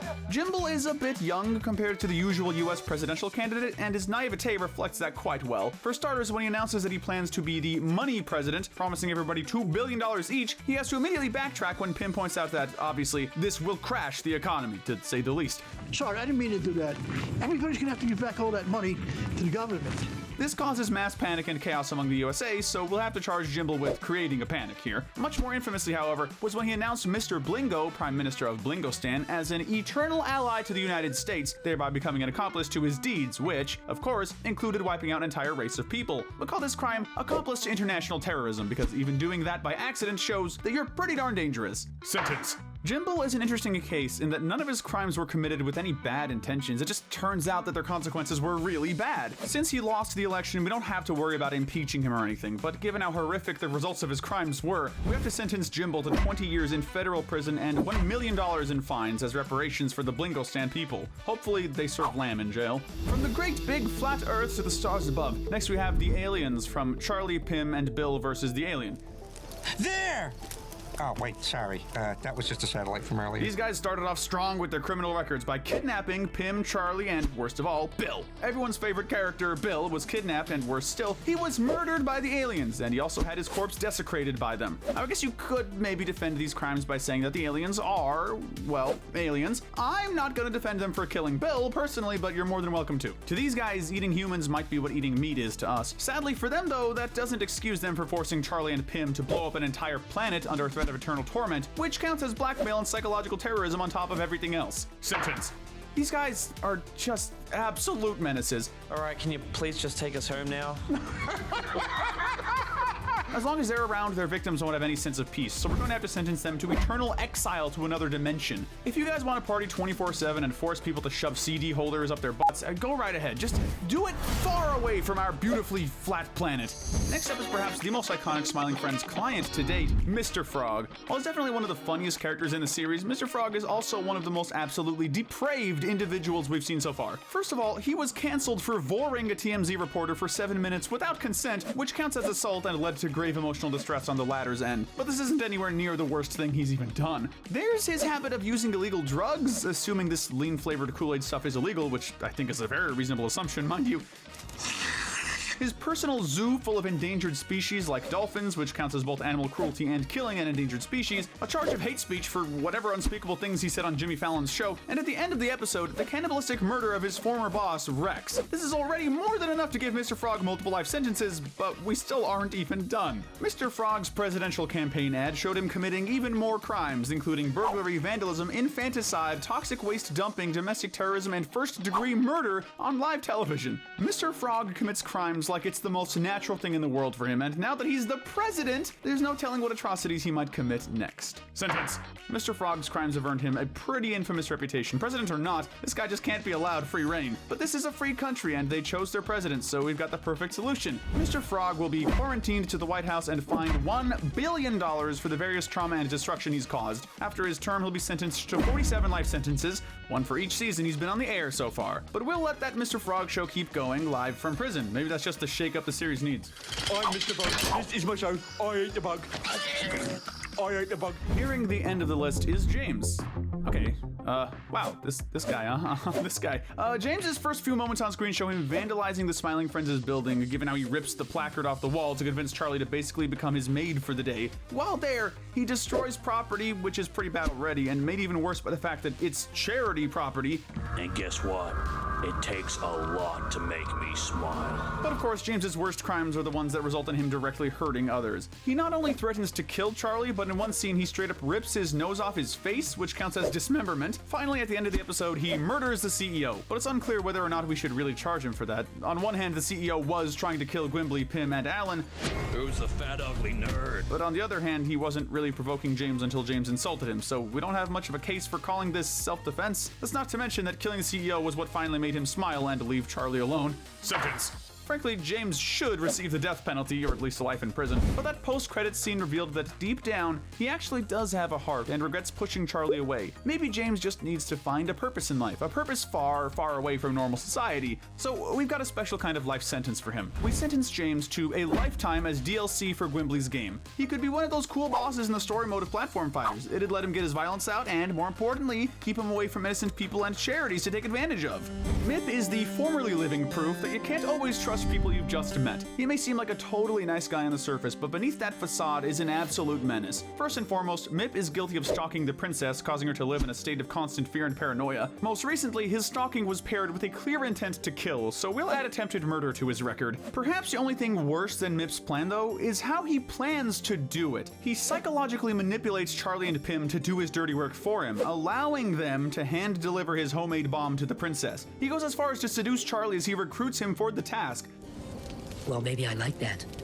Not only would this count as high treason since Mip is conspiring to murder a literal princess, but it also works as an attempted double homicide since he would have blown up Charlie and Pym in the process. To make all this worse, Mip also poisoned Charlie with the headache potion earlier on in the episode. Not only is that psychopathic behavior, but it was totally counterproductive since Charlie ended up being integral to his scheme. Frickin' idiot. Sentence. Mip might honestly be the most irredeemable villain in this series so far. Others either had redeeming qualities or were legitimately too crazy or far gone to realize how bad their actions were. Mip, however, he was calculating, cool-headed, and extremely manipulative, not to mention fully ready to kill his love interest and two people he expressed to consider friends. Cheer up the princess. Our job is to make people smile. The princess? How queer. I'm on a quest for the princess myself. There's only one place for a guy like Mip, and it's not a very enchanted one. We sentence Mip to hell with Jeremy, his only form of hellish entertainment. I guess he already died, so physical punishment wouldn't be the priority, but let's see how you like getting followed and harassed everywhere you go, Mip. Dude, I warned you. Ooh. For our final character today, we have the legend himself, Mr. Boss. Mr. Boss may be a great boss and even a pretty good dad, but he has more than his fair share of criminal activities. The first noteworthy offense occurs in the Halloween episode, where he participates in desecrating the corpse of that blackface demon. We'll probably pardon him for that, since the forced demon fully intended to murder Pym and probably everyone else at the party too. That's on top of being a self-hating racist as well. But on to the crimes that he can actually be charged for. Mr. Boss has multiple counts of attempted murder under his belt. In Frowning Friends, he breaks and enters the Frowning Friends' building, where he nonchalantly tells a terrified Grim that he's just gonna shoot him in the head and kill him. Relax, man. I was just gonna shoot you in the head and kill you. Later on in Mr. President, he goes out to take matters into his own hands when Mr. Frog is elected president, and while it's unclear what this means, it definitely wasn't anything overly friendly. Finally, we have to move on to his large role in the Tyler Gets Fired episode. Charlie discovers a manifesto in his desk, which definitely suggests some kind of conspiracy, but for all we know, it could be a totally well-intentioned plan for society. Who knows? Finally, there's one count of sexual harassment against Oscar in Spamtopia. That's a pretty loose description of it, given that Oscar just got done trying to kill Pym and Mr. Boss, but if we mentioned Alan nomming on Charlie's nose, we can definitely bring up a stolen kiss from Mr. Boss. Oscar, you lucky son of a sentence. Mr. Boss does have one overarching factor in his defense: insanity. This guy doesn't have an insanity plea, he has an insanity nonchalant statement. Despite multiple attempted felonies, his general decency towards family and friends portrays him as a pretty nice guy. Heck, after the Frowning Friends are no longer a threat to his business, he offers them some consolation and encourages them because their plan was so good it drove him crazy. We can't totally let him off the hook, but given how altruistic he and his company usually are, we'll just sentence Mr. Boss to 5 years in prison, followed by 10 years of psychiatric care and observation. Whew! What a crazy day, huh, Pym? He's not a bad guy, he just needs help, like a lot of help, but someone's gotta make sure the good people of Pennsylvania are smiling, so as long as there's someone to keep him from going off the deep end again, we think he'll be just fine. Smiling Friends is probably one of the funniest cartoons of all time and definitely one of the best currently airing. It's full of characters who touch the hearts and minds of everyone who might watch it, so don't tell DJ Spit about this part, but we're gonna have to get into your head, man. Get out of the head! No, nobody's touching your head, man. Because today we're here to tell you what your favorite Smiling Friends character says about you. We've decided to order today's video alphabetically, and I think you all know what that means. Come here, Alan, you crazy character. Although his tasks are always simpler on paper than Charlie's or Pim's, Alan's adventures usually go about as smoothly as a typical regular show episode. A shopping trip for paper clips, hey, that rhymed, turns into like 4 different movie plot lines at once and ultimately puts him on the wrong end of his yandere landlord. If Alan is your favorite character, you're probably not an easy person to please, but we don't mean that in a bad way. You just like things in a very specific way and you're hesitant to embrace change or confrontation. You're the type who will do whatever it takes to maintain stability, always noticing the details, and more specifically, whichever ones need to be fixed. See, that's the good thing about perfectionism. Sure, it'll stress you out when nothing's going your way, but you're the last person who will give up on trying to fix it. Alright, it's time to move on to the next character, and you. Do you want a chicken nugget? No? Oh, well, the CEO was unlikely to share them anyway. While we wouldn't call the CEO a fan favorite by any means, he's definitely one of the more memorable antagonists in the series so far. So we'd be shocked if no one at least had him up there in their favorite characters list. If that's true of you, then there's lost love that you fear you'll never regain. Abandoned game franchises. Whether it's a series that'll surely get that long-awaited sequel any day now, like Sly Cooper, or a long-forgotten series of games that have seemingly been left behind, like the F-Zero series, or even a game that's been delayed to hell and back. Silksong will come any day now. Heck, we all know those weirdly specific retro games we dearly miss, but don't know how to talk about it? I miss you, Frogger. All that is to say, we all get it, and if the CEO is your favorite, you probably felt vindicated by how he was portrayed. When a company clearly doesn't care about what the fans want, it's easy to feel betrayed, so showing the CEO as a selfish, morbidly obese neckbeard with a chicken nugget addiction felt just like the roast you needed to keep going. Cheer up, guys. I'm sure they'll localize Mother 3 one day. Next up, we have a character who is surely a lot of people's favorite, Charlie. Charlie needs no introduction, being the absolute essence of an alpha male. Every ensemble cast needs an everyman, and Charlie fits the bill just perfectly. Overall, he's not perfect, given how he loses his temper and can be a bit impulsive, but at the end of the day, he's a good guy who cares about helping people and can ultimately be counted on by his friends, even if it means ditching a freaking awesome party to go see UFOs with a bunch of squares. His words, not mine. If Charlie is your favorite, we have one word to describe you: confident. And now you might have heard us say that and immediately denied the confident allegations, and to that I say, you've reached the first step to self-confidence, not feeling the need to tell people how confident you are. You're just a down-to-earth, realistic person. The world is a weird, messed up place, and you're aware of that, so your philosophy is to simply accept that and enjoy life however you can, as authentically as you can. That's not to say you don't get overwhelmed at times, though, and you're probably pretty envious of Charlie's ability to openly talk about just how bizarre the world is without having a full-on mental breakdown. But all in all, you're one of those enviable folks who can take whatever life throws at you, even if it can be exhausting.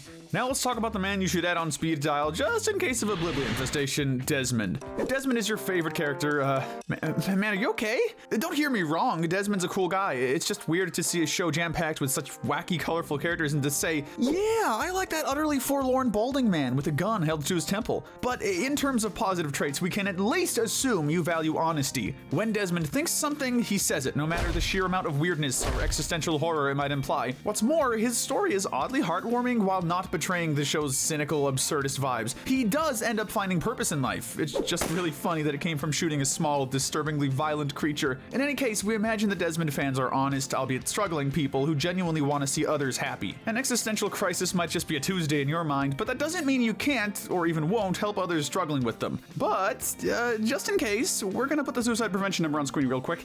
Man, this list is making me angry, man, because we're just now getting to DJ Spit, man. Okay, first of all, amazing choice. DJ Spit has one of the best vocal performances in the series and is one of the funniest recurring characters as a result of his erratic behavior. If he's your favorite character, you're probably the absolute perfect candidate to enjoy this series. The dude's jokes all revolve around how utterly unhinged, paranoid, and unpredictable he is. That's probably your type of humor. Characters like Dale Gribble, Eric Cartman, Roger Smith, etc. will have your heart for their hilarious criminal antics. In a more practical sense, one strength it's likely that you have is your ability to laugh at scary situations. Being held at gunpoint by the same dude twice in one day, once as a shapeshifter, must be scary, so being able to look at a character like this and enjoy seeing him shows that you know how to not take life too seriously. Weird encounters are just one more funny story to you in a way. You're kind of optimistic. Now, if you don't mind, I'm just gonna get out of your head before things go south. Let's move on to the main antagonist of DJ Spit's debut episode, The Frowning Friends. Okay, first things first, you either main Waluigi or Wario in any game they're playable in. I hardly think I need to explain why, but just in case, these two are the evil-ish alternate twins of Pim and Charlie. Exactly. Dorky villains are your bread and butter. Characters like Dr. Doofenshmirtz live rent-free in your head, and it's no different with these two. It's possible that you're one of the audience's more cynical, pessimistic members, but more so than that, I have a feeling you're one of the most likely people to make fan content for the series. I say that because the whole Frowning Friends episode seems almost like a fan fiction concept out of context. Finally, you're not, in fact, a defender of Grimm's movement to eradicate Puerto Rican people from the planet. And to any Puerto Rican people in the audience, we are not being paid by the Frowning Friends and their supporters to say that.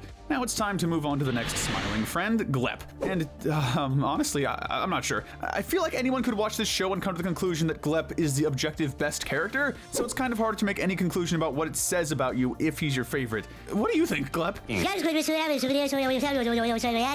know what? That actually makes a lot of sense. I totally get it now. If you're a fan of Glep, that means you're a free spirit who does and says what you want when you want. You can't keep Glep in a box, after all, and you can't keep you in a box either. To just about anyone, actions speak louder than words, but for you, that goes doubly. You're the type of person who can hang out with friends without saying a word and just enjoy existing together. And as for your taste in characters in general, your favorite character is always the cute animal sidekick, or whomever comes closest to fitting that bill. It's time to talk about Gwimbly. Rather, it will be right after you send us $5 for performing his iconic victory dance. We do take Venmo, or likes and subs. Really, everything that applied to the CEO's fans goes double for Gwimbly, especially since he is the IP his boss sits on and does nothing with. If you're a Gwimbly fan, as most good-hearted people are, you're one of the most important kinds of people, nay, two of them, a gamer and a memer. In other words, you play a crucial role in your social circles, the comic relief. What you lack in social skills, you more than make up for with your sense of humor, and don't worry, we're joking about the first half. See, what a lot of people don't get about your type is that being the funny friend doesn't mean you're a laughingstock, rather you just genuinely like to make people happy. A day where you've managed to make others laugh is a successful one in your eyes, and whether that's a simple joke, a silly little dance, or a weirdly well-made animation, you're more than happy to provide the world with the Gwimbly and Gwimbly-adjacent content it craves. You're also a big anti-fentanyl advocate, and you won't let Mr. Millipede's death be in vain. Speaking of losses, particularly of close friends who truly cared for you, let's take a quick detour to James.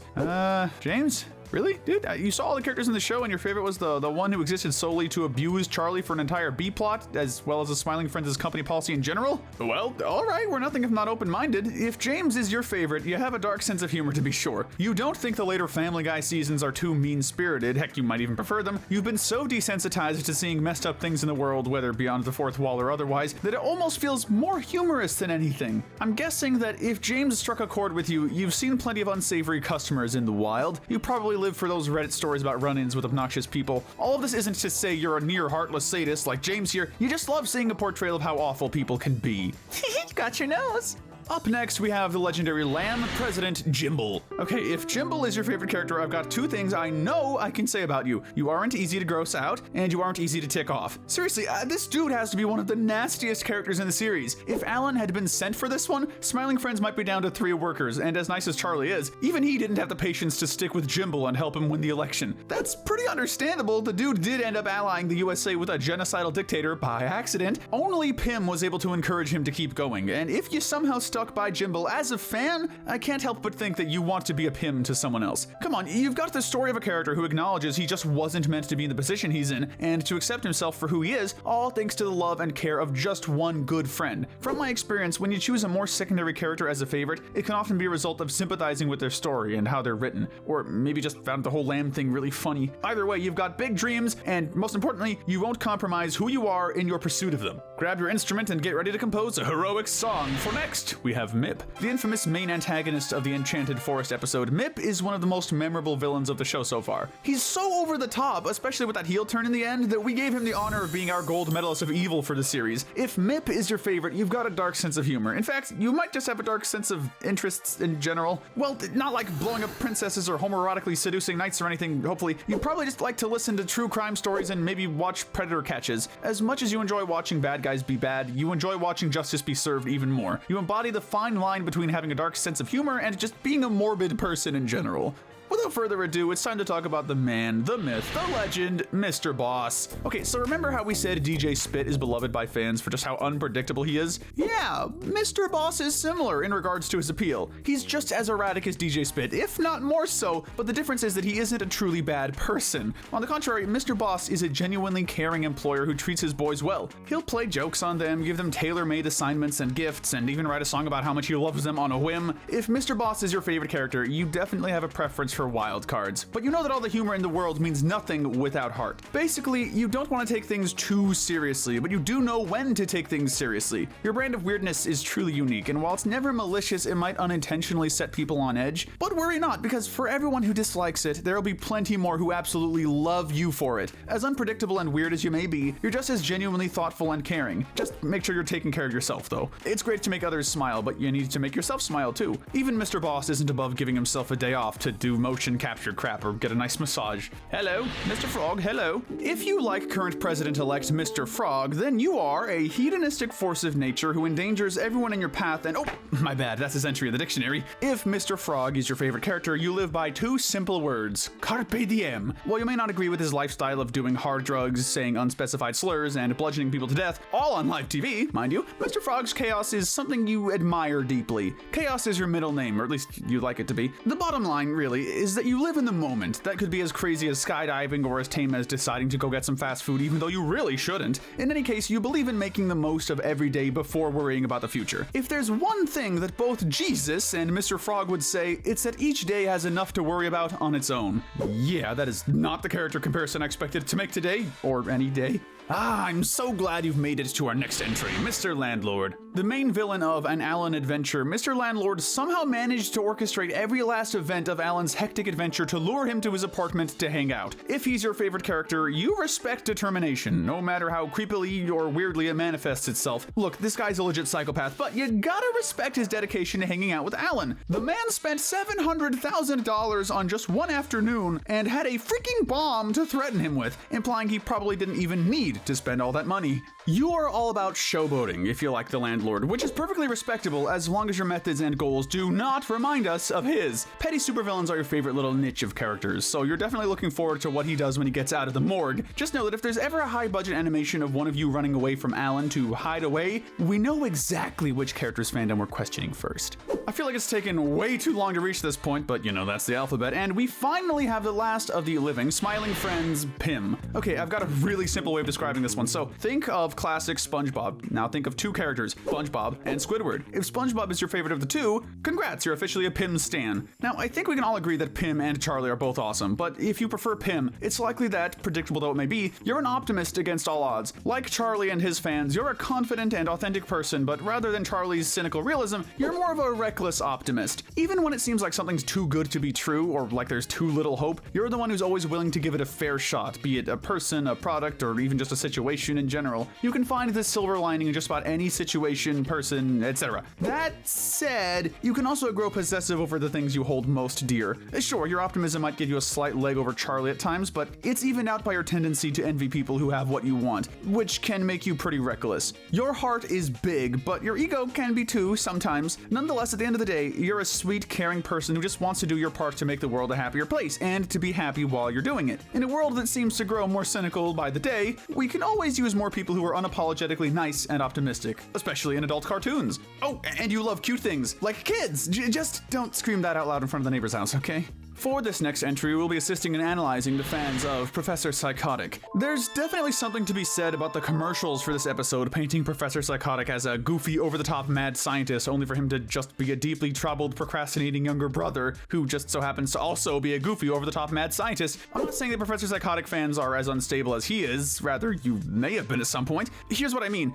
I think that the fans of Daniel here sympathize with him because they know what it's like to be at their lowest point. Seeing a character like this not only reminds you of how far you've come, but it made you genuinely happy to see him get a win at the end of the episode. Either that, or you're secretly trying to create artificially sentient life in your free time, which is honestly a really ambitious hobby. Having underappreciated and or overachieving goals and hobbies might be part of your character too, so don't listen to the haters if that's the case, but also don't blame your brother for your parents' death. That's kind of messed up. Before the boss somehow ended up briefly married to Satan's daughter, there was another terrifying monster character, the Racist Forest Demon. There are two possibilities if you're a fan of his. You're either racist or you're a horror fan. Please tell us it's horror fan, or if you are racist, tell us it's Grimm, who miraculously survived an attack from the Renaissance men. We still won't approve, but we'll look forward to your next appearance in the series where the smiling friends teach you how to not be racist. But thankfully, for the time being, we won't have to worry about any racism here, not when Rotoscope Guy is around. Whenever there's a party, you can be sure he'll be there to either roast you or defend you from the dangers of an allegedly racist force demon. If he's your favorite, you know that professionals have standards meme? Yeah, that just about summarizes your moral beliefs. The downside of his mindset is that you might view things as more black and white than others, but the upside is that you won't hesitate to call out any injustices you see, even if you're sometimes mistaken about them. Tread lightly, though. Right or wrong, you can often go overboard with your reactions to the things that occur around you. There's a time and a place to go overboard, like when a racist cannibalistic demon breaks into your party, but just make sure you're the one in control.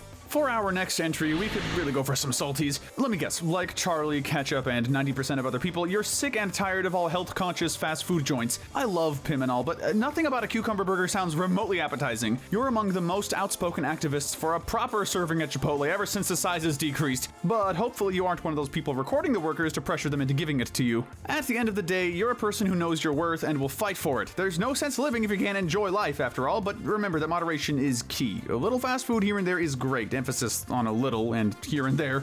And we can't neglect to mention Salty's mascots either. If these guys are your favorites, it's likely that the Salty Murder Mystery episode is your favorite. And therefore, it's even more likely that crime in general is an interesting subject for you. Whether you love a good true crime series or you even want to get into forensics and detective work yourself, you're willing to look into the stuff nobody else is willing to. You don't condone evil people, but you'll admit the world would be less interesting without them. Well, all that applies unless Grease is your favorite. If he's your favorite, then you're objectively correct. Congratulations. We're nearing the end of today's video, so let's talk about the current owner of 3/4 of Hell, Satan. If this iteration of the devil is your favorite character, you're probably as cynical as they come. When the literal incarnation of evil finds working for a living to be tedious, you know there's something wrong with the economy, and these serious societal issues are never lost on you. Of course, this doesn't stop you from doing what you like, whether it's playing an unspecified game that totally isn't just Minecraft, or ordering Uber Eats as much as your heart desires. You might just see your nihilism as a ticket to enjoy life with no strings attached. Just don't forget that there's always something to live for, and unlike Satan, it doesn't have to be torturing people. Focus on Minecraft-adjacent games, Uber Eats, and some other third thing. Find what motivates you to not let your little corner of hell freeze over. Oh, and if you're wondering why we didn't include Gilbert Gottfried on this list, come on, that just wouldn't be fair to the others. Moving from Satan to a character who's about as different from Satan as can be, next up is Shrimp. Like Gwimbly, if you're a fan of Shrimp, you're no doubt a gamer, and you're at least somewhat more likely to struggle with social cues, but that doesn't mean you're a bad or even unpleasant person. The fact is, you know what you like and you aren't ashamed to enjoy it. Even if nobody understands your passions, you'll still pursue them, whether that's collecting every Mouse Quest figurine you can find or remaining loyal to your ex until there's no hope of her returning. It may not be the healthiest way of life, but you know how to be content in most situations, and that's good for you. Our best advice for you Shrimp fans is to be willing to get outside of your comfort zone and work on yourself. You're a nice person after all, so don't be too afraid to share that with the world. Now it's time for the moment you've all been waiting for. It's S'more-Moo, the fifth smiling friend. This cannot be undone. S'more-Moo is here to stay. Oh, right. Well, aside from being in a seemingly endless state of mourning, if S'more-Moo is your favorite character, you've got the most pure-hearted smiling friend mindset of all of us. Making people happy is all that matters in your heart. Even if it only lasts for a few seconds, you'll do whatever you can, and whatever it takes to make the world a little bit happier. You're fully willing to use psychological manipulation to achieve this too, like somehow knowing exactly where the smiling friends will be so you can break it down in front of them to cheer them up. You're the one friend who comes in clutch when everyone else least expects it. Don't say boo-hoo just yet, we've still got 2 more characters to talk about, one of which being 3-dimensional 3D Squelton. If he's your favorite kind of character design is so ugly it's cute, but you don't just judge by appearance. When you see a deformed, gray, claymation-looking dude sitting in the sandbox crying, your first question isn't, "Sir, should I call the police?" No, it's, "Hey man, are you good?" And good indeed is 3D Squelton. This guy's an absolute legend, and you are too for loving him. You're true to yourself and wear your heart on your sleeve, being more than willing to open up about how you feel and taking every opportunity you can to make connections. All around, you're an honest, kind-hearted person who wants the best for people, and maybe to be a balloon maker. For the grand finale, we'll go back to the first episode one more time to talk about Wall Guy. If this guy's your favorite, well, you might just be a fan of Stranger Things, but other than that, you love a good mystery, and you're probably still wondering what's on that computer screen. When it comes to life, you prefer things to be balanced. Without peace, you can't enjoy the chaos, but the reverse goes the same. And while it's fun to sometimes discover a strange homunculus suspiciously looking at a computer in your walls, it can be just as entertaining to just walk away from it without fanfare. So in his own words, yeah, bye. One of the many, many things that make Smiling Friends stand out from other adult animation is the fact that the characters actually like each other. Sure, they might argue here and there, but there's a weirdly wholesome aspect to their bonds. No biting, okay? You my good little baby, huh? So today we're ranking Smiling Friends relationships from healthy to toxic. As per usual, we'll be starting with the healthy relationships before we move into the more questionable categories.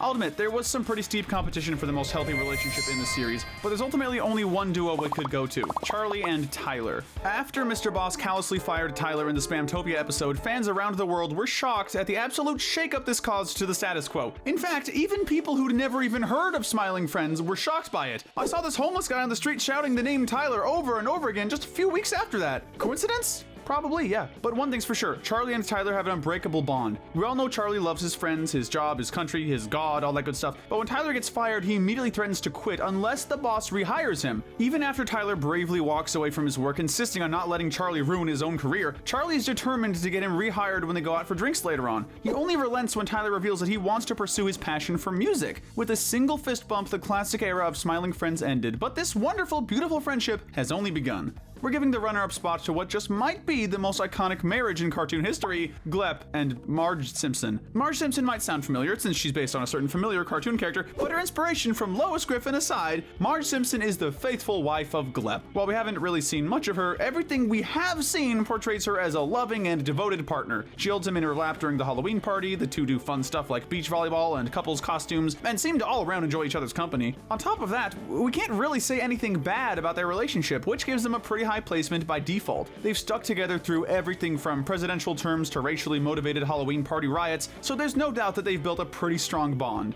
Next, we move on to a man who knows 4 employees that he just adores. It's the relationship between Mr. Boss and his boys. Mr. Boss may be an unstable lunatic, but he's also a surprisingly great boss to his employees. Pim, Charlie, Alan, and Glep all genuinely like the boss, enjoying his company when he's around and being concerned for him when he isn't. He also knows how to motivate and assign his employees to their various tasks, from giving Alan more logistics-centered work to encouraging Charlie and Pim's mission to help Mr. Frog. The worst we could say about Mr. Boss as, well, a boss, is that he does sometimes make his employees uncomfortable. Whether it's singing a personalized song about how much he loves them while naked, or playing a prank involving a concerningly good Jared Fogle cosplay that makes Charlie uncomfortable, he sometimes rubs his boys the wrong way, even if he doesn't mean to. Regardless, he more than makes up for it by always being caring and considerate of his boys, from making a funny dog face to distract Charlie from the aforementioned Jared Fogle prank, to giving Alan a tiny version of himself as a reward for finishing his assignment. Unappreciated or not, the dedication to create a miniature version of yourself as a gift really just shows how much you care. Now, whatever you guys do, don't let Mr. Boss see that Grim and Gnarly made it so high onto our list. These two are the antithesis of the Smiling Friends. A concept so simple yet so diabolical as their business model would make you think they'd have a pretty toxic relationship, but, surprisingly, the Frowning Friends are genuinely affectionate and loving towards one another. After Gnarly insults the Smiling Friends, Grim's first instinct is to compliment him and to tell him that he loves him, a sentiment to which Gnarly returns without any hesitation. Good one, Gnarly. I love you. And I love you. These two didn't even need to say no homo after their expressions of platonic love, and that's how you know this is a true friendship. The worst we could say about their bond is the fact that Gnarly does call Grim kinda cringe when he's terrified of dying. Now, I guess that's kinda understandable given how nihilism is their whole shtick, and he does come around and join Grim in his bout of non-evil laughter when they learn that smiling actually feels good, but I just can't help but feel like Gnarly should have been a little more concerned for his best friend being held at gunpoint. But now let's go back across the street to talk about the relationship between Glep and the Smiling Friends. While the other Smiling Friends have less of a black and white web of relationships, one thing is consistent throughout. Much like the fandom itself, everybody loves Glep. He's that one member of the team who causes no drama, gets involved in no drama, does nothing even adjacent to drama. Glep is just here to vibe with his friends and do what he can to help out. What is that?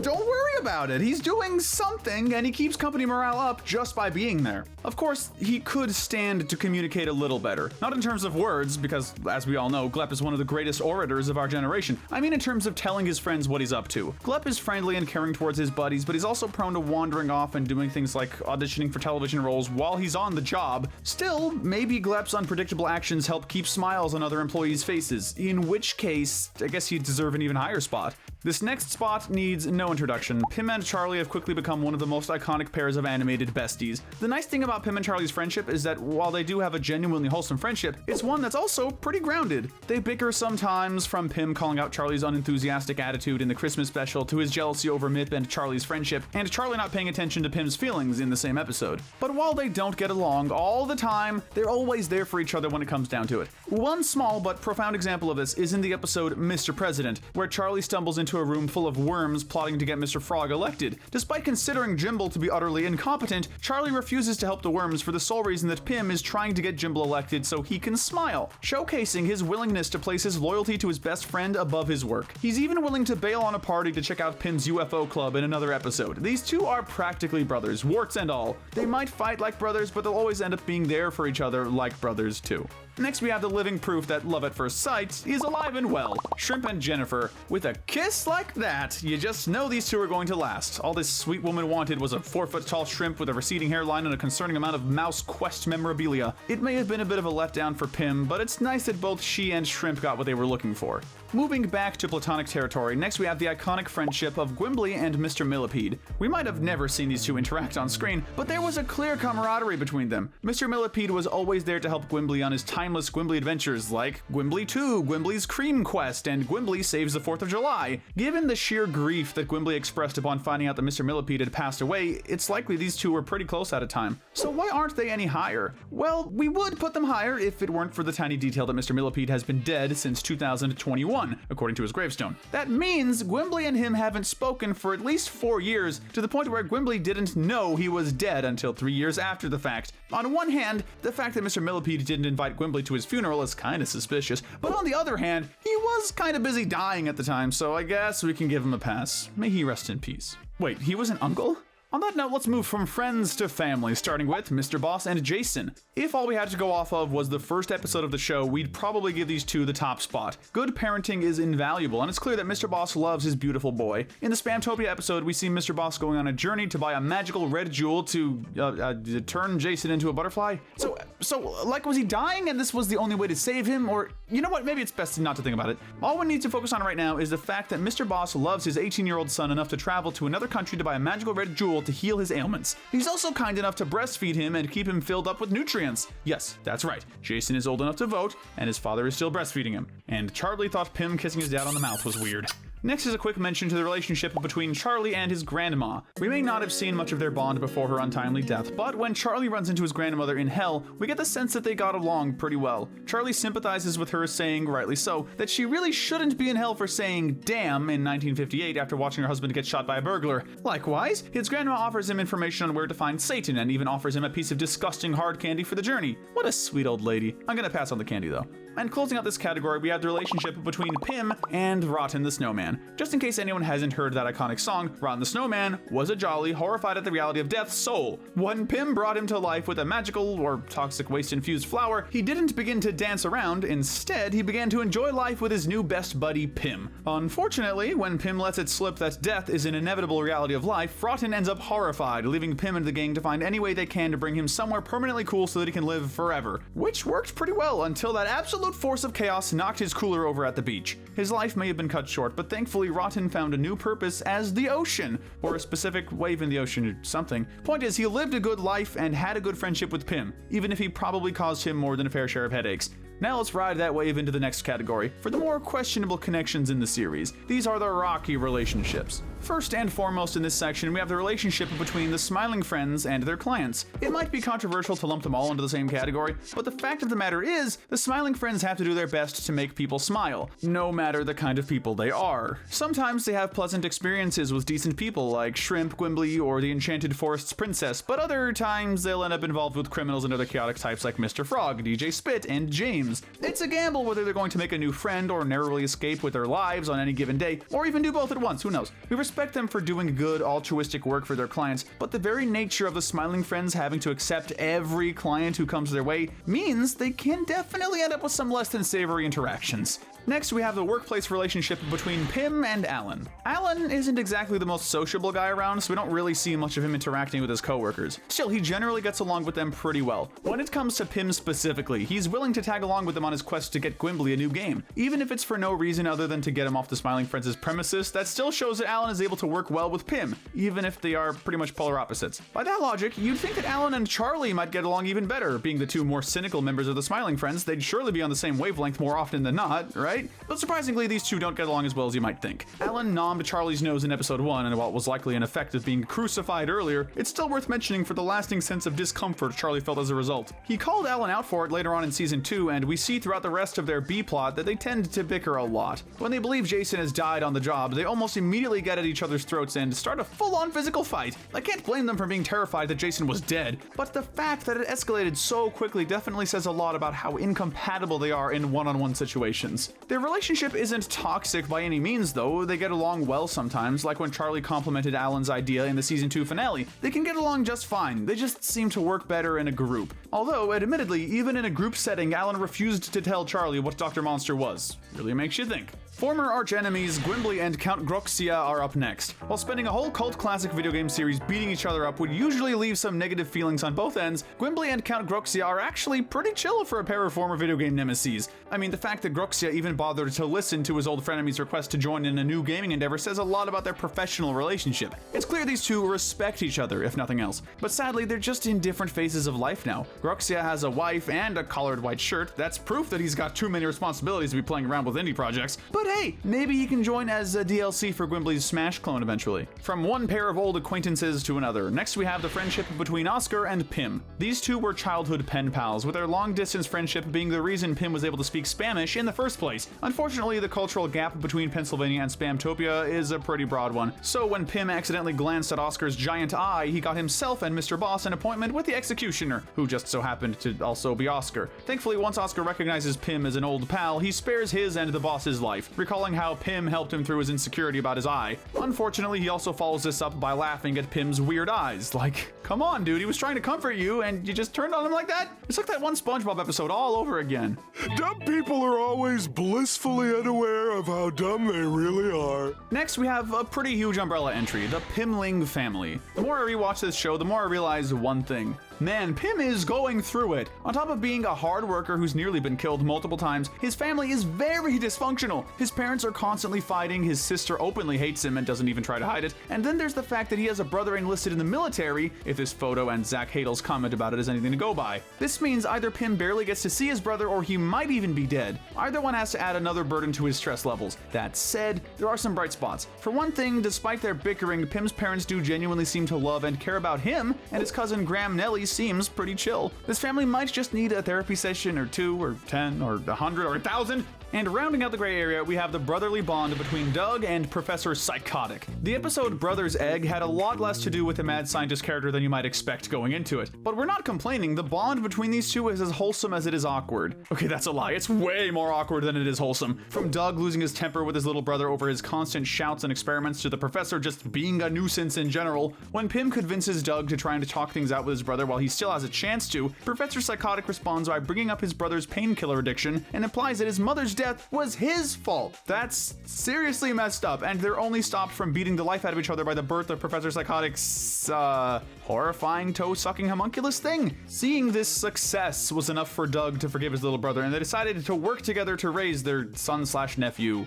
I'm with you, Charlie. The world you live in is very stressful, which leads to more than enough toxic relationships to discuss. Kicking off the fully toxic relationships, we have to mention Mr. Boss and Tyler. In what was truly one of the most shocking betrayals in cinema history, Mr. Boss fired his beloved longtime employee Tyler without so much as a 2-week notice. Heck, there wasn't even a 2-minute notice, he just told him to get out. Surprisingly, we never really saw these two interact one-on-one all that much, despite them being two of the most prominent characters in the series. That means we can't really give Mr. Boss any extra points for how their dynamic might have been leading up to the infamous firing, but even if they got along just fine, that would make the firing even harder to swallow. But I guess someone has to deliver the bad news, sort of like the Frowning Friends and their clients. The Frowning Friends might defend their business by insisting that they're just being honest, but their brand of honesty just plans on bursting the bubble or balloon of everyone they come into contact with. Whether it's telling DJ Spit that he should give up on his music career or discouraging 3D Squelton from becoming a balloon maker, these two are buzzkills in the purest sense of the word. But what really makes them stand out in terms of toxicity is the fact that they say these painful truths to people who don't even ask for them. We only tell the truth, even when it hurts. If they were like the Smiling Friends friends, waiting for people to come to them for brutal honesty, it'd be a different story. But then again, I guess that wouldn't be the best business model. Unrequited love is one thing, but unrequited friendship can sometimes be even more dangerous. Take it from Mr. Landlord and Alan. It's been said that guys want only one thing, but I couldn't disagree more. Guys want 3 things: to smoke weed, fill their bellies with diet soda, and play Burnout Revenge for the PS2. At least if those guys are landlords, that's what they want, specifically with their friendly neighborhood Alan. When Alan shows no interest in hanging out with the landlord, the latter goes bonkers and decides to make the perfectly rational decision to spend 8 months and almost $1 million planning the most chaotic, convoluted adventure to lure Alan to his apartment to hang out, under the threat of blowing up the whole building. Mr. Landlord's obsession is a whole new level of messed up, and when he failed, seppuku was apparently the only option he saw out of facing the shame of his failure. But we have to admit, we do feel a little bad for the guy. I mean, all he wanted was for a friend to play Burnout Revenge with him. Isn't that all any of us want in life? That doesn't excuse what he did by any means, but it at least offers an explanation. Up next, we have a special appearance from Mr. Boss and Brittany, owners of Brittany's Beautiful Demonic Flowers. Isn't that wonderful? Oh, sorry, I zoned out. Where was I? Oh, we're on the boss and Brittany. When did that happen? Well, Brittany is the literal daughter of Satan, who married the boss for the sake of brainwashing him, using him as a puppet to take over the Smiling Friends from the inside. That would mean that the Smiling Friends will be owned by Satan? With such a diabolical plan, this is actually a pretty generous placement if you ask us. There was never any genuine love between these two, particularly not on Brittany's end. The only reason we don't place them even lower is the fact that Brittany's abuse of the boss wasn't something with a personal grudge behind it. She's literally just a demon who saw an opportunity to expand her influence. Next up, we have the relationship between Gwimbly and the CEO. You'd think this Bubble Bass lookalike would be more grateful to Gwimbly for practically carrying the company on his back. All those fancy chicken nuggets and Transformer knockoff mascots you can afford are thanks to Gwimbly, man. Yet the moment Gwimbly shows up, you resort to insulting him and sarcastically complimenting his solo career. I guess you could argue that Gwimbly left the company that helped push him into the limelight in the first place, which is fair enough. Not exactly a justifiable reason to treat him so poorly, but if nothing else, it would explain why he resents him. Given how the CEO treats him, though, even going as far as to try and murder Gwimbly when he plans to make his own independent Gwimbly game, it's not hard to see why the guy might have left in the first place. Though I will admit, the threat of gun violence was pretty overboard, but props to the CEO for not reporting that, because he probably could have gotten Gwimbly thrown in jail if he wanted to. Landing just outside the bottom 5, we have the relationship between the aliens and Pim and Charlie. At face value, I could totally see a case for these guys being at the furthest end of our list. They kidnapped Charlie and Pim, dissected their best friend Bill, and forced them under the threat of eternal torture to blow up an entire planet, only telling them after the fact that the planet was uninhabited. In their defense, it was just a prank, bro. An alien prank. We've always got to take into account the fact that these guys are literally from a culture light years away from Charlie and Pim's, so what might seem like ecocide to us could just be a harmless prank to them. Like Mr. Boss said, there's no such thing as a bad culture. And hey, at least the aliens and the besties were able to party together for a while, which was nice, but sadly good times don't automatically erase the hurt you cause someone. If there's any duo that represents that even better than the previous one, it's definitely Mip and Charlie. They end up hitting it off right away in the Enchanted Forest, with Mip saving Charlie and Pim from an evil witch and even providing Charlie a potion to cure his headache. As Charlie proceeds to slay dragons, gather treasure, and save civilizations in the forest, Mip sings all of his great heroic deeds and even chooses him as a hero worthy of delivering his handmade gift to the princess. This all makes Mip sound like a genuinely good friend, and we'd agree with such a sentiment if it weren't for the fact that Mip was just manipulating Charlie to use him as a fall guy. The gift in question from Mip was actually a bomb planned to be hand-delivered to the princess, who barely managed to toss it away in time. That recontextualizes everything about Mip and Charlie's friendship throughout the episode. This guy befriended Charlie and tried to seduce him at one point, with the full intention to send him in as a suicide bomber, all for the sake of a twisted, non-reciprocal crush. Oh, and the headache poison? Turns out Charlie was severely allergic to it, or it was poison, whichever one you believe is funnier. Honestly, the fact that he started to legitimately seduce Charlie, but backed off when he remembered he was sending him to his grave, says all you needed to know about these two. Before the bottom 3, we have one last umbrella entry, Salty and his mascots. He may miss out on the podium of toxicity, but he provides the world with America's favorite form of toxicity, fast food. Or at least he once did, but once the media got on his butt about making healthier menu items, he started making changes to the restaurant that his mascots didn't exactly agree with. Some of them disagreed with his choices, others resented the high workloads, one of them was straight up having an affair with him, but these weird mascots all had one thing in common. Every last one of them was fully prepared to murder Salty. Little did they know, his iconic 7 p.m. nap was actually him completely dead after a heart attack, so while the mascots didn't actually kill Salty, all 7 of them fully believed they did. Except Grease. He could have done it, but he didn't. That's some restraint. I hope Grease is doing alright. The bronze medal of toxicity goes to the workplace relationship between Rex and Mr. Frog. 47 seasons of successful television wasn't enough for Rex to foster a sense of loyalty towards his most valuable client. As soon as Mr. Frog got canceled for inhaling a TMZ reporter, Rex abandoned ship and started looking for his replacement. If Rex had fired Mr. Frog for moral reasons, we'd understand, but Rex doesn't seem to care one way or another about who Mr. Frog is hurting or what crime he commits, as long as his own reputation is sound. If how he treats Glep is any indication of the pressure and abuse he put Mr. Frog under, it's not hard to see why he became an impulsive, drug-addicted sociopath. Seriously, Rex doesn't stop at intimidating and berating his employees. He goes as far as to physically restrain or strike them whenever they risk what he thinks is the right idea for the show. That said, even though Rex was undeniably a horrible person, I still think being eaten alive in seconds was a bit of an overreaction by Mr. Frog. But then again, he was insulting me, hello? The top two toxic relationships were a bit tricky to pick between, but we've decided the runner-up position goes to Charlie and James. Wherever there's someone spreading goodwill, there's someone ready and willing to take advantage of it. When local sadistic bodybuilder James pays a visit to the Smiling Friends' office, he basically forces Charlie to be his manservant for the day. From breaking a ton of the Smiling Friends building's property to verbally abusing Charlie to finally ripping his nose off his face and proceeding to mock him while he's on a call with 911. James is a whole nother level of unstable and unhinged, and to make matters worse,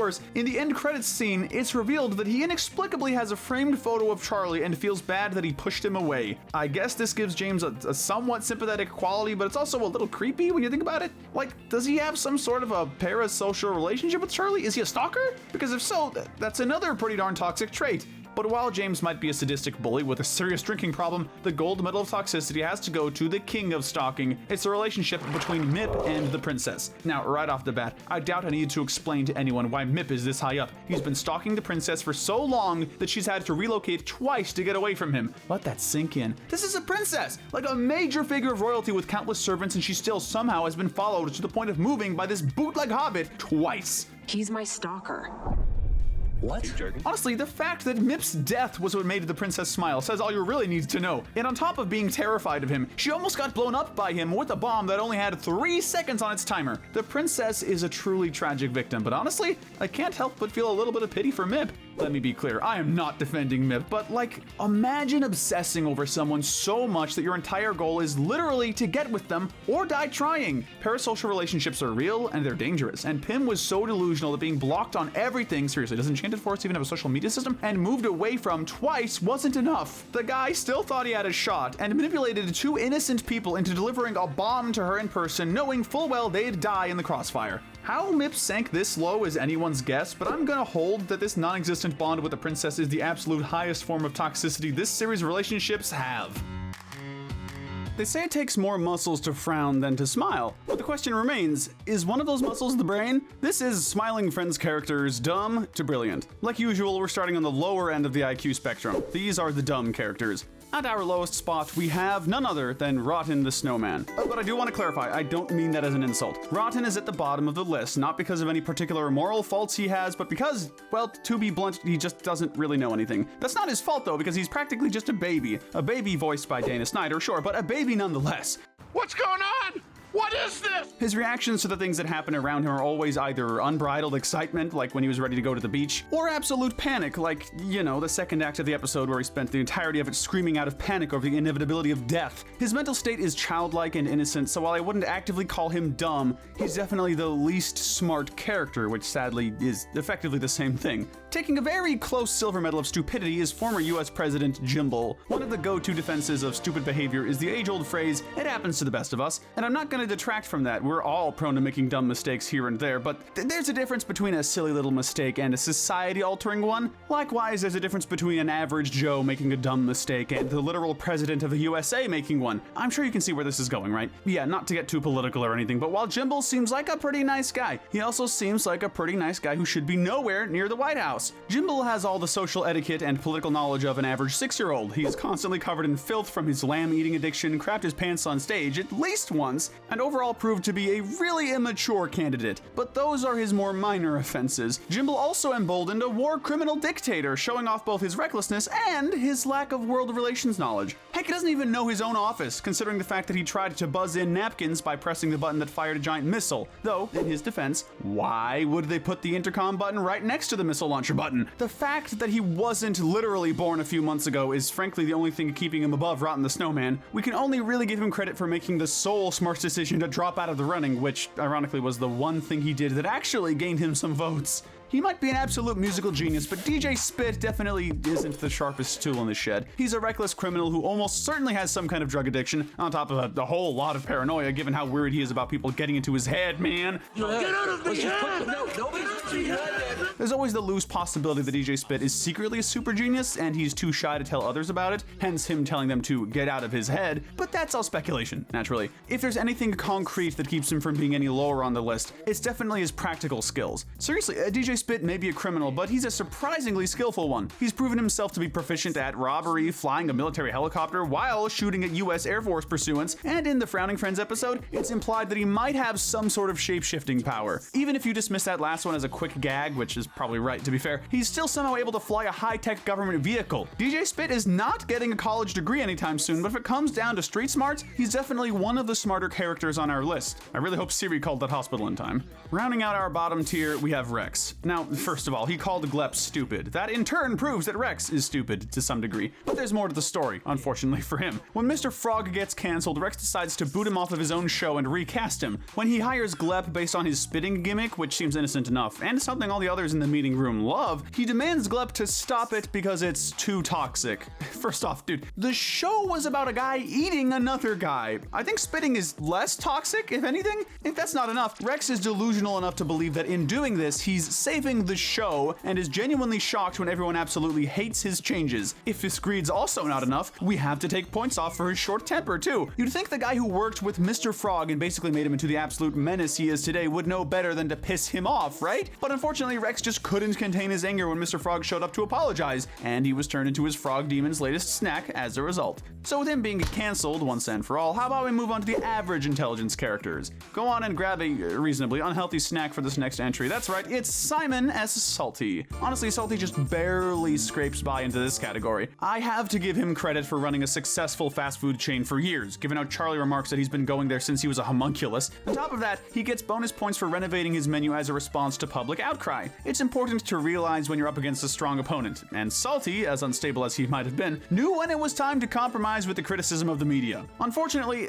the guy's also pretty darn ignorant. He was concerningly dismissive over his food being cited as the cause of multiple deaths in the past month alone, which shows that even if he's a decent businessman, he's not the most trustworthy person. Still, we won't place him any lower, not even for his demise. It's not like he could have known that 7 people plus a burger were planning to kill him, right? Way up high above the flat earth, next are the aliens. Yeah, like Salty, these guys aren't the most in-depth characters to discuss. They're pretty much stereotypical frat bros with a distinctive claymation alien coat of paint. To their credit, they actually have a decent amount of creative intelligence. Their pranks are pretty darn creative, from using an LED from Alibaba to pose as a dimension of eternal torture to pressuring Charlie and Pym to blow up a planet under duress. Unfortunately, well, that's really their whole thing. They have the potential to do great things with those smarts, but they just use them for pranks, drugs, and parties. These guys could be stopping a crime or curing diseases, but they're more concerned with coercing people into putting CD holders up their butts. If you thought they were absolute menaces to society, say hello to Mr. Frog. This literal demon is a force of unstoppable violence and chaos with seemingly no rhyme or reason to the things he does, and while we all love him for it, we can't help but wonder if that really makes him smart or dumb, for that matter. On one hand, Mr. Frog somehow ends up on top no matter what he's doing. Although his career is nearly killed after he spontaneously vores a TMZ reporter, he literally eats a man alive on live TV and is inexplicably given back all his fame and then some. This guy did a worse version of the exact same thing he got canceled for, and he got rewarded for it. He's also elected president early in season 2 with no reason even given as to why he's running. This is all while Mr. Frog is committing some of the most heinous atrocities we've seen in the show by far. So the fact that he's getting away with all this while running for president is nothing short of a miracle, or whatever the bad version of a miracle is, I guess. But then there's the other hand. While Mr. Frog gets away with pretty much all of his crimes, which I initially was going to place him higher for, it's not because he has a Gustavo Fring level plan plan to get out of any bad situation he finds himself in. Like I said earlier, Mr. Frog seems to have basically no rhyme or reason to the things he does. He just does what he wants when he wants to. Oh, and there's also the tiny detail that he's constantly either high or watching Jimmy Fallon clips on YouTube, both of which are probably contributing to that clearly declining mental state. We're going to chalk Mr. Frog up as not a particularly smart nor dumb character, but rather a ridiculously lucky one. But luck is a part of success, right? It must have taken a lot for him to survive working with all those filthy... And the award for character I want to see most in Season 3 goes to Gwimbly. Seriously, if we don't see more of this guy's Smash Bros knockoff, that'll be a huge missed opportunity. But on to his smarts. Really, Gwimbly seems like the most average intelligence guy on our list. He's admittedly a bit too prideful for his own good. He left a cushy deal under his boss at their company in order to pursue a solo career that sadly fell flat. This is still a sore subject for him, as whenever it's brought up in an insulting way, you might find yourself on the wrong end of his mighty Gwimbly gun. Still, Gwimbly is a decent enough guy who doesn't give up on his dreams. He takes opportunities to make his way through life, from making cameos for paying customers to almost selling the gang on his $5 Gwimbly victory dances. He's even smart enough to give them not one, but 2 free samples, which is genuinely just good business, and shows that Gwimbly knows how to let a product or dance sell itself. And getting into a Smash clone can't be super easy, so kudos for that too. He may not be a genius by any means, but Gwimbly is a pretty sharp and ambitious guy who proves himself to be an opportunist as well. On the topic of average Joe characters, we have perhaps the only one who fits the bill even more than Gwimbly, Doug, Professor Psychotic's brother. While he's quite obviously the more stable of the pair, Doug lands much lower than his baby bro for the simple reason that he doesn't really have any intellectually remarkable feats. Don't get me wrong, he's a respectable guy. He works hard on a construction site to provide for himself and his brother, and shows a lot of patience with him, even after he blows all their inheritance on a science lab. But while all of that makes him a pretty stand-up guy in our book, he doesn't really stand out on an intellectual level. The worst we could say about him is that he has an addiction to painkillers, and the best we could say is that he's decently well put together in general, neither of which really give him a standout spot on our list. Now let's go back to the very first episode to talk about Desmond. Right off the bat, Desmond gets a lot of points for having a remarkably cool head. He's literally holding a gun to his head for the entire episode, yet he still manages to keep up honest, open interactions with the people around him. When Pym finally asks him why he feels so forlorn after even the mighty Daveland fails to cheer him up, Desmond responds with a soft yet absolutely merciless critique on what he perceives to be the futility of life and fleeting pleasures. Thankfully, it ends up not being so black and white when Desmond uses that same cool head to shoot a Blibbly and save the smiling friends, specifically Alan, from a pretty gruesome fate. Desmond's no genius, but he's a decent guy who's good at what he does.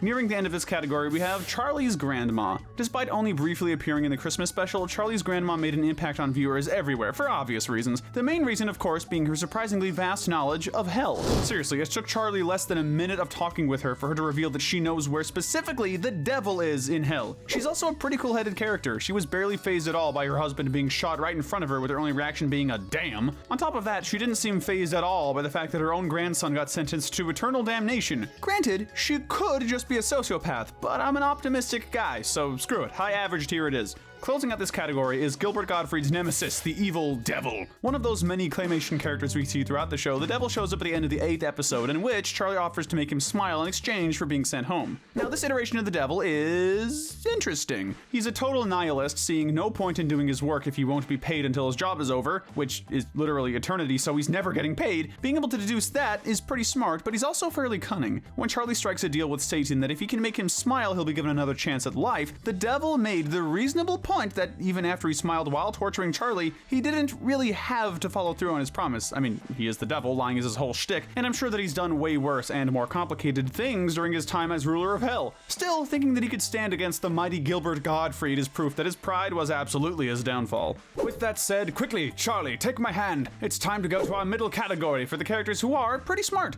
Okay, guys, now you're starting this category off with Shrimp. And no, I'm not going to talk like him for the whole entry. Ah, Shrimp, an absolute national treasure. What he lacks in social skills, he more than makes up for in his kindness and authenticity. Now, here's the bad news about that sentence. Shrimp lacks a lot of social skills. He's not the worst on our list in that regard by any means, but given that Shrimp was absolutely horrified upon seeing the sun for the first time in presumably years, it's safe to say that he's not exactly in touch with regular social norms. But there's good news too. Shrimp is unapologetic about his passions, whether it's his love for Mouse Quest or his former love for Shrimpina. I never fully appreciated her. This can sometimes result in him being hung up on the past, wanting to recapture his happiest memories instead of finding something new. But given how great he is at Mouse Quest, and how he inexplicably seems to have quite a way with the ladies, Shrimp has a surprising set of skills that will almost certainly lead to a successful, happy life. Now we have to give a quick mention to everyone's favorite Smiling Friends character, Bill. To the untrained viewer, Bill might seem like a totally inconsequential character. In actuality, though, he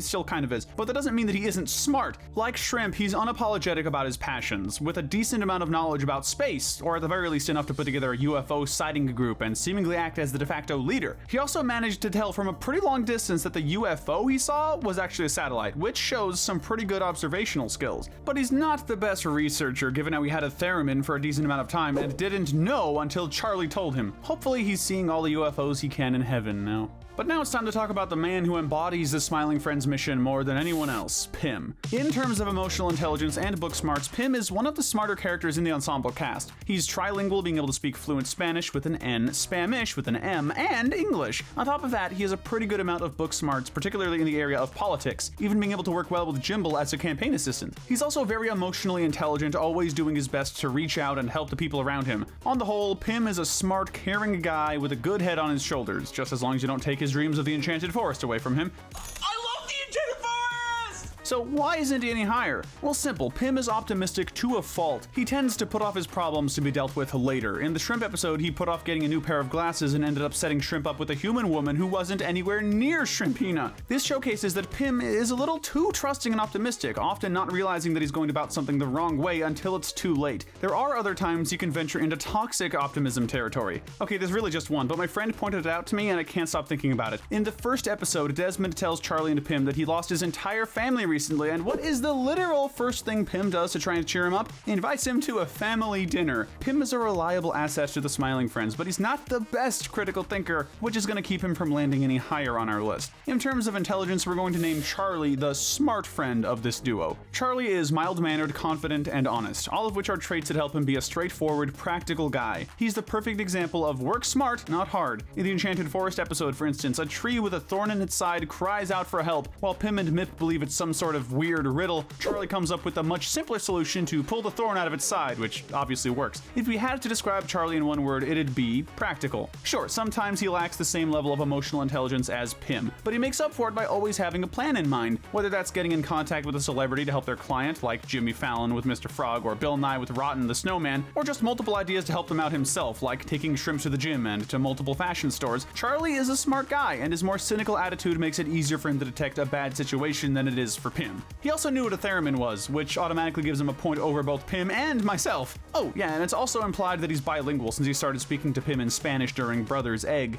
Now let's give a quick mention to Fillmore. I wonder if this is that one dude Dib was always talking to online in Invader Zim. In any case, Fillmore is an interesting character. He acts like a deranged conspiracy theorist, believing the Earth to be flat and protected by an invisible glass dome. I don't just believe it, I know it! While this is revealed to be little more than a goofy bit on his part, as he revealed when a real UFO attacked, he turned out to be right about the Earth being flat and covered by a dome. It's a shame that he's in jail for the police not believing him that his friends actually were abducted by a UFO. If any side character has a villain arc motivation, it's him. Closing out this category, we have Salty's mascots. These guys each get a decent bit of time to shine throughout the episode, but with the exceptions of Grease and Century Egg, they all have just one thing in common. They all killed Simon S. Salty. I know what you're thinking. What does that have to do with intelligence? The answer is simple. All 7 of these other mascots managed to kill the same person in the same night without any of the others noticing. They were also quick on their feet to jump at the opportunity to flee once the Century Egg security footage revealed that Salty was already dead, meaning they technically hadn't killed him, so these guys are pretty sharp. And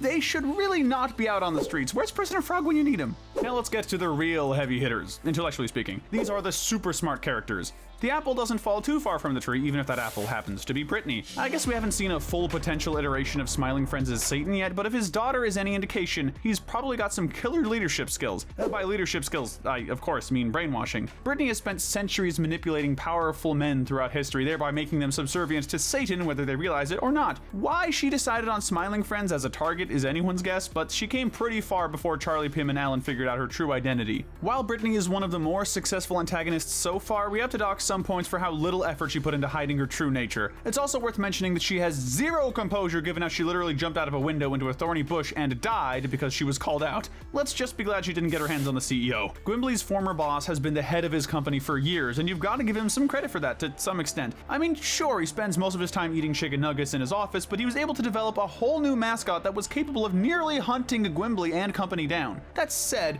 for a CEO, the guy is really bad at business. He doesn't know when to start nor when to quit. Here's what I mean. When Gwimbly came back after hoping for a new game, CEO turned him down, only to go after him when he revealed his plan to make an independent Gwimbly game. This shows that while the CEO is indeed smart enough to see the potential of a Gwimbly game, he'd rather sit on his IP and do nothing with it. As for not knowing when to quit, well, come on man, did you really think insulting James was a good idea? While he had a giant knife in his hand? At that point, he was just asking for it. Now we have the Smiling Friends' temporary rivals, Grim and Gnarly. These two might be jerks, but they're jerks who are really good at what they do. They're definitely pretty observant, seeing how they were always one step ahead of Charlie and Pim when it came to making their clients frown rather than smile. On that note, this is where they prove to have some decent book smarts. In the 3D Squelton scene, for instance, they casually dropped the bombshell that all of Earth's helium will be depleted in just 15 years or so, which was genuinely true at the time, mind you. Is that actually true? Mwahaha! But they aren't just observant. The Frowning Friends are absolutely cutthroat businessmen. They managed to almost destroy their competition by convincing Alan and Glep to join their side, and Grim even tried to softly convince his crowd to eradicate all the Puerto Ricans on the planet, though he rescinded this when they were naturally confused. Still, it shows that he's ruthless enough to try and brainwash his followers and smart enough to divert their attention when it doesn't seem to be working. Still, they don't seem prepared for disaster, if Grim's reaction to Mr. Boss nearly shooting him was any indication. But while Frowning Friends were formidable foes, they weren't any match for Mr. Boss. Okay, I'll get the obvious out of the way first. Mr. Boss is crazy. Oogly goo, even. He's an unpredictable force of nature, one moment being the most chill and lighthearted character in the show, and the next being a borderline psychopath. This unstable personality of his keeps him from reaching our top tier, and at face value, he might seem like he's too high even being here, but just hear me out on this one. The Boss is the head of Smiling Friends, one of the most influential and successful charities in his universe. We know this because Brittany, who's notorious for targeting and draining powerful men, targeted Mr. Boss and nearly absorbed his entire soul. He manages his company well despite his erratic nature, and with only 4 employees, he's made countless people smile, all without sacrificing company morale. Due to his massive power and influence, he's managed to write an entire manifesto about who knows what, and he always seems to have a plan. Whether it's a good one or not remains to be seen, but still. Regardless, Mr. Boss knows how to come in clutch. The best example of this has to be the magical red jewel episode, in which it's revealed that he not only keeps cyanide pills on him just in case, but that apparently he bought this magical jewel to allow his 18-year-old son Jason to turn into a butterfly that secretes magical lean-coated glitter. Mr. Boss lives in a world of complete and utter chaos that would make even the most level-headed guy stressed out, so the fact that he's anything less than a total psychopath is a testament to how strong-willed and sharp he is, but he's still very much unstable, so we wouldn't quite call him a genius per se, but he's definitely one of the smartest characters in the ensemble cast. Landing just outside of our top tier is the nose-nommer himself, Alan. Acting as the sort of logistics guy around Smiling Friends' HQ, Alan makes up for his total lack of social skills with his book smarts. First off, he's highly organized and efficient, able to count almost 100 paper clips by just glancing at them for a second. As a much more impressive example, in the season 2 finale, Pim Finally Turns Green, Alan casually drops the bombshell that Alan himself built Mr. Boss's iconic rocket boots. This claim is immediately backed up by the boss himself, which proves that Alan has practical craftsmanship skills and a good bit of scientific know-how as well. Alan is also remarkably good at picking his battles. Take the first episode for instance. When he sees a guy looking at something on his computer inside the HQ's walls, he realizes pretty quickly that it isn't worth starting a fight over, moving on to find his precious cheese. Alan is level-headed and practical in every sense of those words, and it takes a shocking amount of trouble to make him finally lose his patience. There aren't really any intellectual weaknesses we can cite him for, aside from him being startled pretty easily, so while we can't put him any higher, he's the perfect character to close out our penultimate category. Without further ado, it's time to talk about the top 5. These are the truly brilliant characters.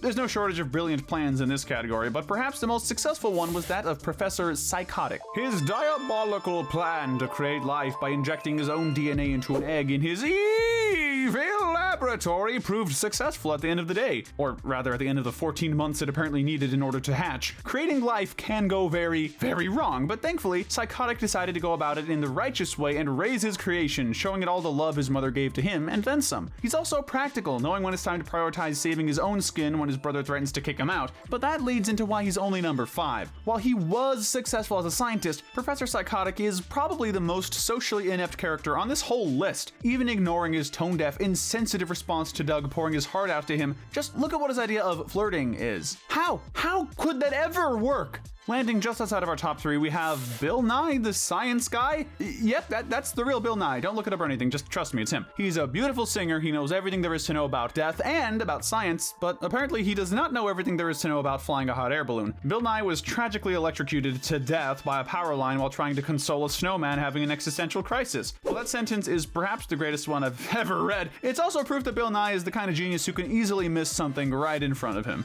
The Bronze Medal of Brilliance goes to the Landlord. Now, even if we ignore the fact that the Landlord literally managed to somehow cheat death itself, he's still an absolute mastermind. This legend came up with what might be one of the most elaborate evil plans in history, all for one of the most inconsequential reasons. He managed to plan out every single detail of Alan's entire day just to lure him to the apartment for their famous weed, diet soda, and burnout revenge for the PS2 session. There's frankly a case for him to be even higher, but, well, here's the thing. After Alan is lured to his apartment, the Landlord reveals that he has a bomb strapped to his chest and threatens to blow up the whole complex if Alan doesn't comply with his demands. That raises one big question about how practical he is, because, like, why did you spend all that time and money on planning this if you had a bomb the whole time? I mean, in a meta sense, it's super funny, but as an objective reason, it's just not really holding up. This might be a surprise, but taking the runner-up position on this ladder of intellect is none other than the evil mastermind, Mip. Mip is a sociopath. He gains the trust of Charlie and Pym, who he recognizes as outsiders, by rescuing them from a witch. In doing so, he gains allies to help him deliver his specially made package to the princess, which, as we all now know, was actually a bomb. Yes, Mip was a deranged stalker who was scorned one too many times and decided that if he couldn't have his beloved princess, nobody could. Well, except for God, since apparently that's who he was trying to send her to. If Mip weren't cold and calculating enough for this alone, even when he was literally dying, he was smart enough to encourage Pym and Charlie to deliver the package for his sake, even telling Pym that he could take credit for it. It makes you wonder if Mip is really dead, or if even that was part of his evil plan. You'd think that such an elaborate idea would make him a sure shot for our top spot, right? Actually, yeah, so did I, but then I considered one simple factor of our next character. For those of you who have been keeping track of all the characters we mentioned, no, you didn't miss an entry. We really are giving the Gold Medal of Brilliance to Glep. Now, believe it or not, Glep is also bilingual. In the Christmas special, it's revealed that Glep can speak perfect English in the future, or maybe it's a Toshi from American Dad situation where he could the whole time and simply chose not to.